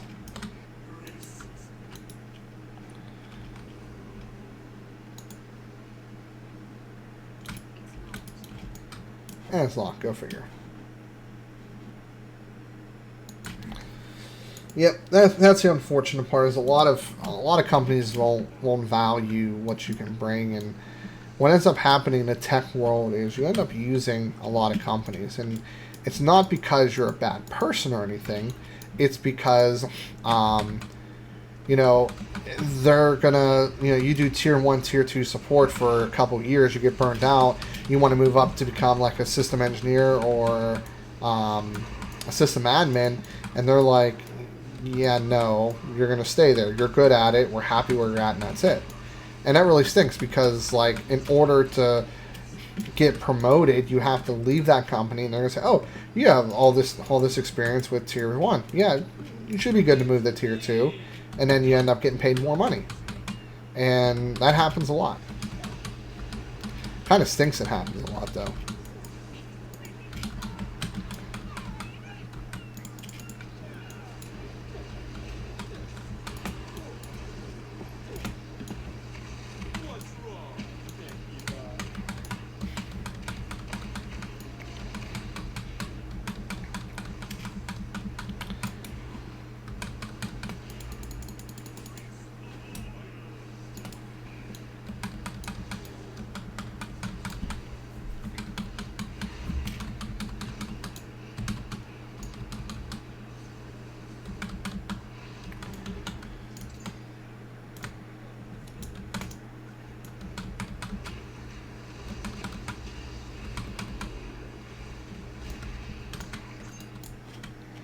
So that's why I'm pointing out that we need to get some Azurite, because we are actually about to lose.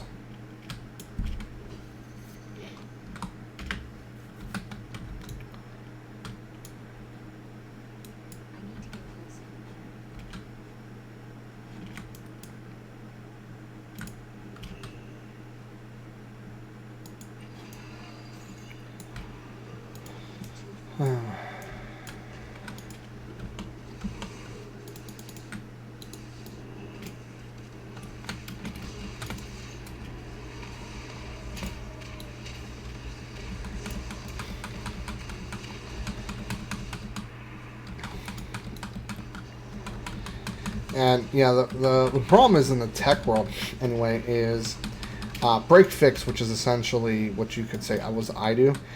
There's not a lot of money to be made in break fix, unfortunately.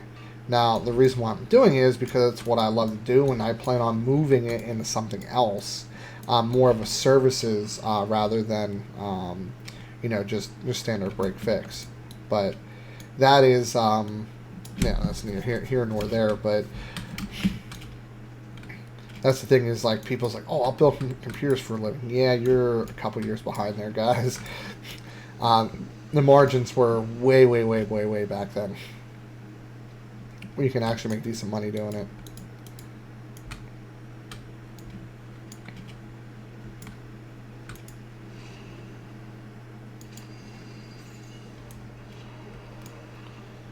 I got us ahead.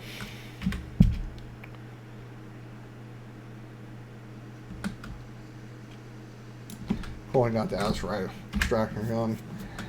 I might go get.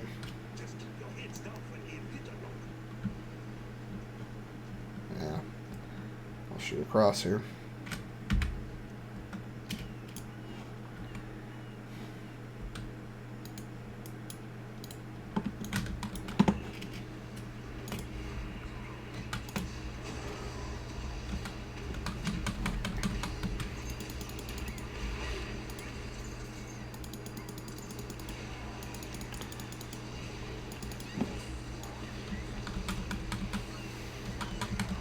Come on. Mama needs a new pair of shoes.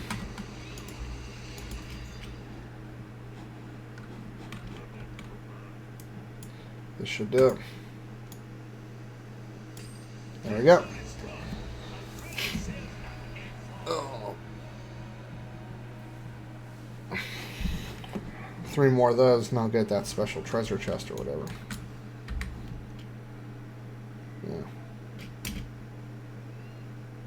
Yeah, it's not a good piece.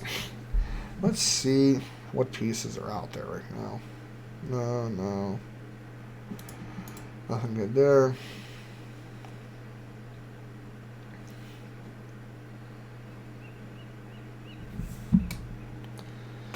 No. Actually might do the quest again. Or that, whatchamacallit. Make sure there's nothing good on Cold Terrace.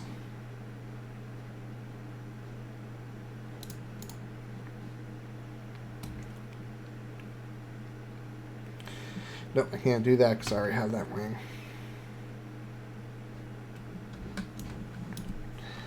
I'll do one more, and then I'll go ahead and call it next. That'll hit us close to 2 hours.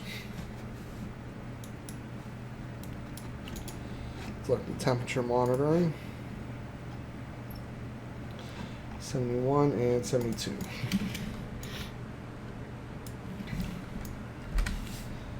So that fully boots. I'll be damned. It does.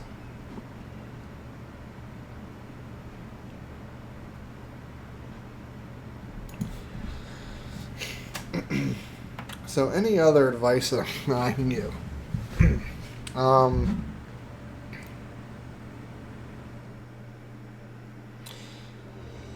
So, from a PC builder perspective,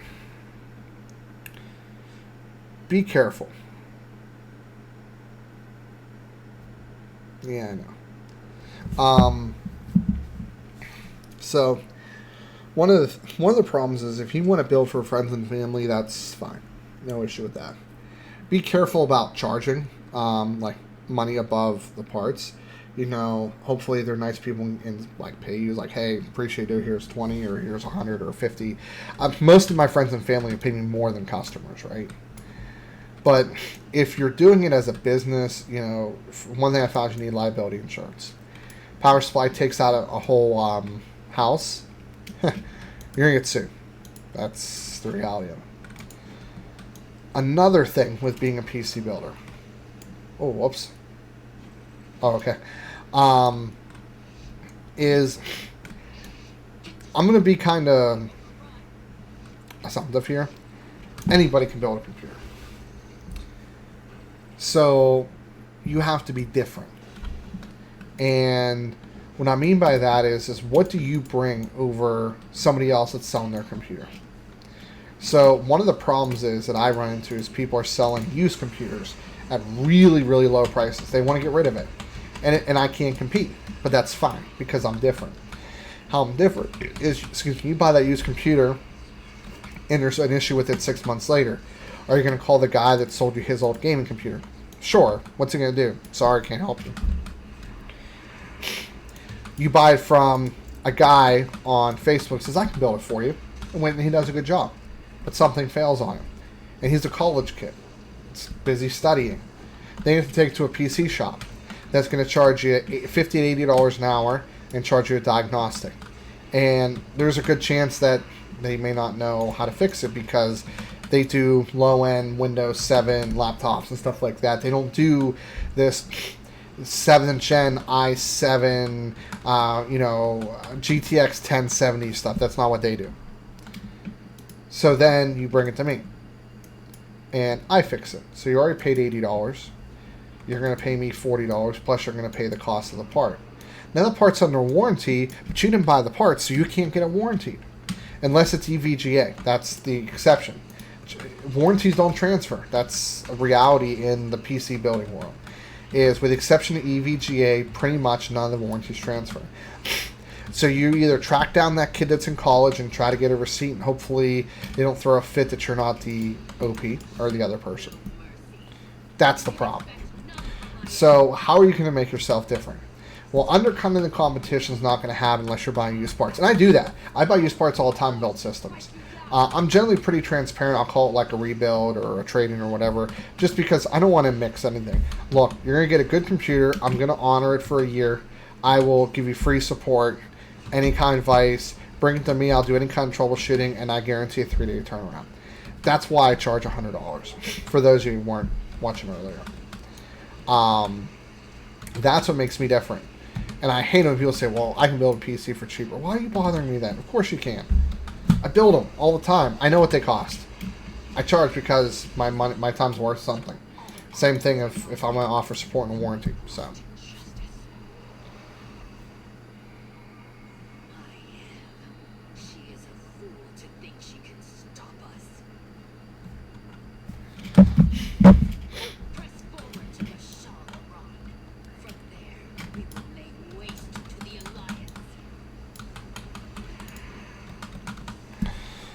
So, that's kind of my rant.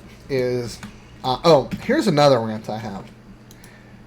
If you have built one or maybe two computers in your lifetime, but PC and hardware is not your passion, you should not be giving advice. If you don't have a good understanding of what's what and what somebody needs, don't give advice because you built a computer once. My problem with that is I see it on Facebook all the time. My son needs a gaming PC. Oh, you just need an i5. Get yourself a GTX 970. Okay, there's two problems with that. An i5 first gen is garbage. An i5 second gen is good, but it's old. An i5 8th and 9th gen is a completely different processor from generations 2 through 6. Which one do I get? Oh, I found this first gen on sale. I need a motherboard. Okay. They buy a motherboard that says it's i3, i5, i7, but they're from two different generations. That's a problem. GTX 970s can't be bought new anymore. You got to buy them used. How have they been mined with? If they were they taken care of right? How long were they mined with? They were mined with for 40 years, 24/7. You best believe that card doesn't have a lot of life in it just because it's been used 24/7 for 4 years. That's longer than its expected lifespan. So that's what bothers me is when somebody gives very blanketed advice. I usually reach out to those people and say, okay, you want to get a computer for your son? Tell me more. Well, what do you mean? Well, has he told you what kind of games he wants to play? No? Okay. So what you need to do is you need to find out why he wants a gaming computer. He wants to play Fortnite, PUBG, and GTA 5. Okay, it's good. Now, what do you have? Do you have a monitor? Do you have a keyboard? Do you have speakers? Do you have a mouse? Do you do direct Ethernet or do you need Wi-Fi? I recommend Ethernet, but if you got to have Wi-Fi, that's important. Because generally speaking, desktops don't have built-in Wi-Fi with the exception of pre-builds. Okay? So that's another question. Okay. What is his expectation? What's he going to be using it for? Is he going to be streaming? If he's going to be streaming, is he running 2 monitors? Okay, he's running 2 monitors. Is he going to want to get what the pros have, which is those 144 hertz monitors, because they're not super expensive anymore? Those are important questions. That's important to ask later, but you need to understand that. You can't give a recommendation without knowing that, and then you need to know the budget. Knowing the budget is not important if you don't know the expectations. If you know the expectations, then you got to know the budget.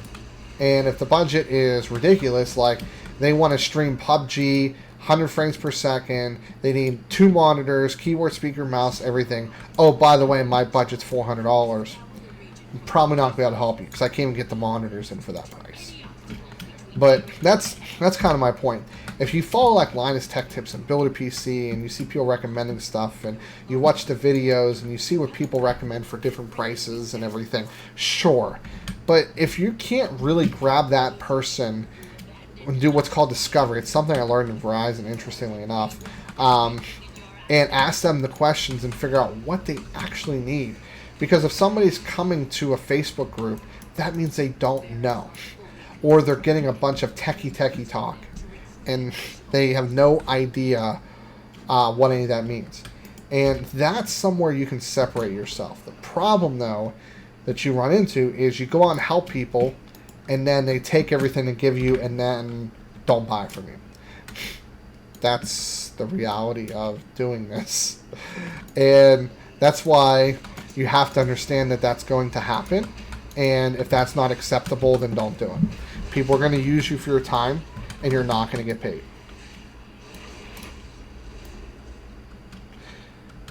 Run. That's why I generally don't get too worried about it if people don't buy from me. And the other thing you have to realize is that you may not have what they need. What they may need might exist, but it may not be being sold from you.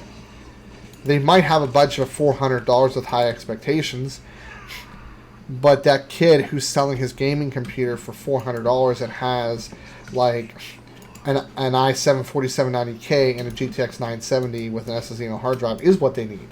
And if they feel comfortable buying a secondhand system, then that's exactly what they should buy. And you just need to lay the groundwork that your budget for a new system isn't high enough. This kind of system would be sufficient, but note that this person's selling it as is, no returns, no warranty, and if it doesn't work out of the box or doesn't work a year from now, you could be potentially out all your money. But they're getting a steal for $400. Now, the good thing is I network. Well, there's about 4 or 5 people that I talk to on a weekly basis that do the same thing I do. We generally don't compete because we don't sell the same thing. I generally focus on newer upper mid-range systems. My buddy Jason up north focuses on Gen 1, Gen 2, Gen 3, Gen 4 mid-range systems for really cheap. Like, really cheap. And he can deliver a ton of value. He doesn't usually get a lot of newer stuff in, but he usually just doesn't want to spend that kind of money, and I get it. That's not what his target is. I got a guy over in Coriopolis that I talk to on occasion, where he sells stuff a little bit more pricier, but he has a lot. He has a lot of laptops too. I do recommend a lot of people buy from him for laptops. It's just you get better deals. And then there was a guy out in Plum. I was buying a lot of his stuff. He was doing a lot of upgrade. A guy up, his name's Jarrell. I do a lot of. He comes into parts every now and then, so I do a fair bit with him as well. More so on a personal level. I don't really buy a whole heck of a lot resell for him. Yeah, I'm dead. There you go.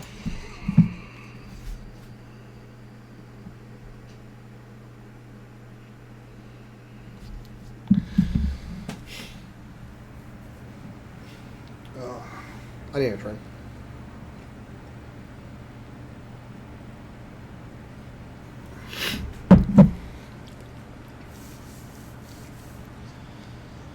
See if she moves. Booted. I give up.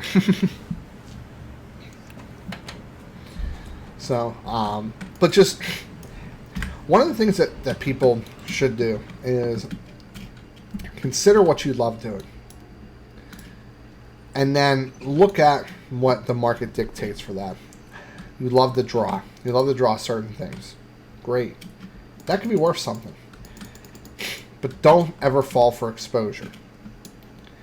Unless that's what you want to do. So a good example is you really want to get your artwork out there. You're a graphic designer. You have a 9-to-5 job, but this is what you love to do. Okay?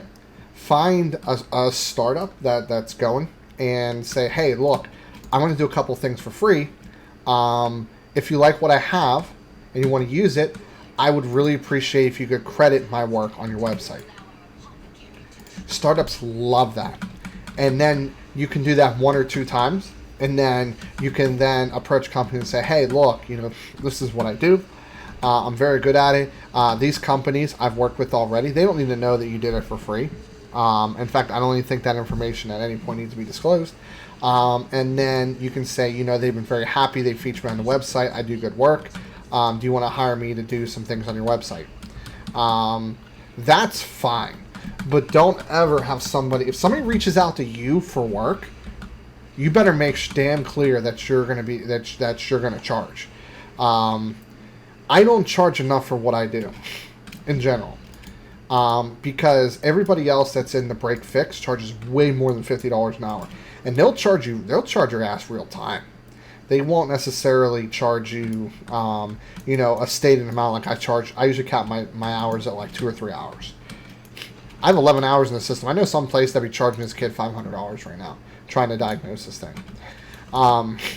But it never hurts to take something what you do and make money off it. If you're good at it and you love it, you shouldn't do it for free. Maybe do it for free for people that are important to you in your life. But don't undervalue your work. And that's something a lot of people unfortunately do. I did it for a long time. I undervalue my work. I still do. And I fall for sob stories, unfortunately. I'm a sucker. But yeah, I mean, that's something that I think that a lot of people don't realize is if what you love doing, and there's a market for it and you're good at it, then make that something a part of your life that you want to invest more time into, and people will pay you. If you're really good at something and there's demand for it, people will pay you. Now, there are people that try to get it for free, but there's going to be people that pay you if there's some value in the work you do. For example, I'll give you a perfectly good example. M3 Creative is a really, really good professional videographer.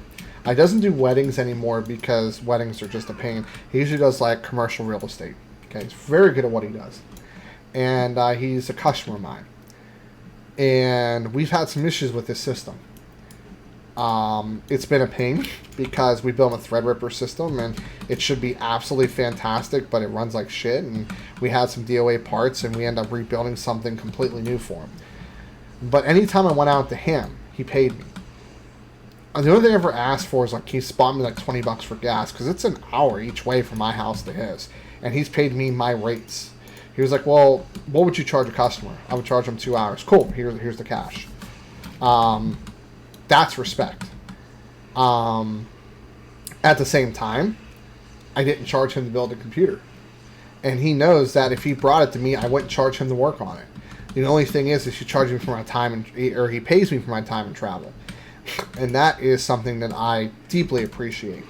And if there was ever a point where I did something for him and he didn't pay me, I wouldn't be upset because he paid me way more than fair in other situations.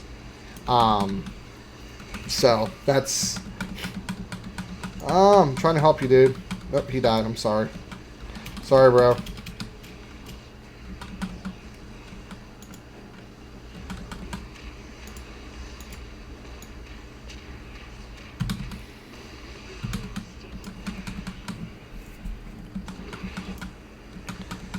Come on, die. There's a movie called The Dark Knight, and well, most of you guys have seen it. Features Heath Ledger, and he said a really interesting quote, and it's kind of scary because he's a deranged, he's psychotic and all sorts of problems. But he said, if you're good at something, never do it for free. And he's right about that. We're on this earth for, if we're lucky, 80 to 100 years. If we're unlucky, less. Some people less, some people more. And time is, I think, one of the most valuable resources we have that's not infinite. Maybe before life, after life is infinite, but during life is not. We don't live forever. And if somebody doesn't respect that of yours, if you're taking time out of your day to do something and they don't respect you for it, then you should not associate with that person. There's obviously exceptions to the rule. You know, but it's only when you make that decision. If you want to do something for friends or family close to you, you don't need a thanks for it, necessarily. It's appreciated. If it doesn't cost you anything other than time, you may not even ask for compensation for it. That's fine. But if this is somebody that you don't know, and they simply are looking for handouts and freebies, they don't value your time or you as a person, then don't talk to that person. That person's going to cause you heartache. They're going to be the first ones to complain. They're just not going to be worth your time. It's the reality of it. Here's a good point. So I'm in a really stupid situation. I spent $300 of my own money, and $300 is not a little bit. That's a bill. That's probably, with the exception of my car, our consolidated loan, my dog's daycare, and our house, that would pay any one of my bills. So it's not an insignificant amount of money. I would have loved to spend it on Christmas gifts and stuff. But what I did was I took $300 and I built a nice gaming computer. It's a 3rd gen, 5.8 gigs RAM, HD 7950, SSD, hard drive, everything.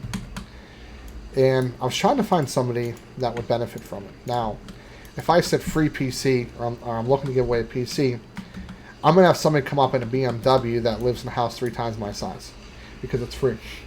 And they're either going to sell it, or they probably really don't have any computer of any value, and because they're cheap, and that's why they have money. And that's not the kind of person that should receive that computer. The kind of person that should receive that computer is, dad just lost a job. Mom and dad are having trouble staying afloat. And it's Christmas, and the kid wants a computer or an Xbox because all of his friends are playing. But they can't. They can't deliver it. It's not. They can't. Times are tough. That's who should get that computer. Now, where I'm in a tough spot right now is I tasked somebody to say, hey, do you know somebody who could use this? And she said, let me ask, because she's a professor. She said, I found the perfect family. She told me this story, and I said, that is horrible. I would love to help. So she got in contact with the mutual party involved. And she said, she called me. She said, so I want to learn, you said you wanted to learn more about the family and everything. So she started asking about the laptops. And I was like, what? She said, yeah, the laptops. Like, they could really use them. You know, this is what happened. I said, no, this is a gaming computer. Well, what's a gaming computer? Does it work like a regular computer? And I basically had to tell her that, hey, look, this isn't going to be for you. Like, I'm not trying to be mean, but I'm not giving a gaming computer to somebody who just needs a computer. If that was the case, I would have spent a third of the money and gotten you guys a laptop or 2. But I said, hold up, let me talk to my dad. So I talked to my dad. He says, I got a couple, so let's talk. So we're looking at them. Some of these we've actually gotten for free, which is really nice. And we're actually looking to give this family multiple computers. But it stinks because I now have a computer I can't sell. Or I can't give away because, well, it's not that can't, but it's too late for Christmas. And me and my dad scrounged together some money and some extra parts and everything. We've put more money into this. So now I'm at a point where I'm probably going to sell these computers. They're a computer I built. Because me and my dad are giving away like 2 or 3 laptops to this family. And that's ultimately the goal. And if I can recover some of the money I spent and deliver something that this family really needs, and we're gonna give them multiple because they have multiple kids that can benefit from a couple laptops, then that's what we're looking for. I really and honestly, going forward, I may stop the gaming computer giveaway because it's hard to find somebody that will benefit because they need to have a keyboard, monitor, speaker, mouse. You know, if they're in a bad situation, they may not be able to afford any Steam games. Finding somebody that has an old gaming computer that already has everything is tough. So I might just resort to building some decent laptops, and those seem to be easier to find homes for, without finding people that are just, you know, cheap. Because people that need it will never step up and ask for it. That's why it makes it so hard. And the people that don't need it are the first people to say, where is it, I want it.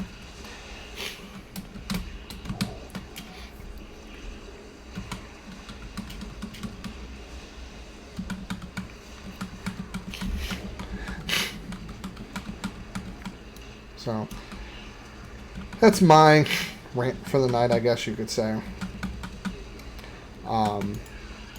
Yeah, but it really stinks because people that are truly in need, they're proud people. They don't, you know, they're not the kind of people that are going to, like, go down to the soup kitchen. They're going to struggle. They're going to get a second job. They're going to work minimum wage, 80-hour weeks. They're going to basically live off ramen so their kids can afford to have hot dogs and french fries for dinner. Those are the people who need the computers. But the people that want it are showing up and that live in $500,000 houses. And, you know, it stinks. It makes it really hard. Because then people are like, you can't be choosy. I want it because it's free, so you need to give it to me. And it's like, no, I most definitely can be choosy who gets something that I spent $300 out of my pocket to have. And no, it's not, you're not poor enough. It's you can afford this, you just choose not to.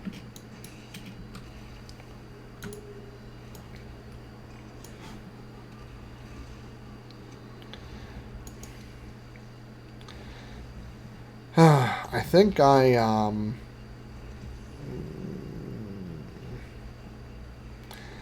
really ranted enough.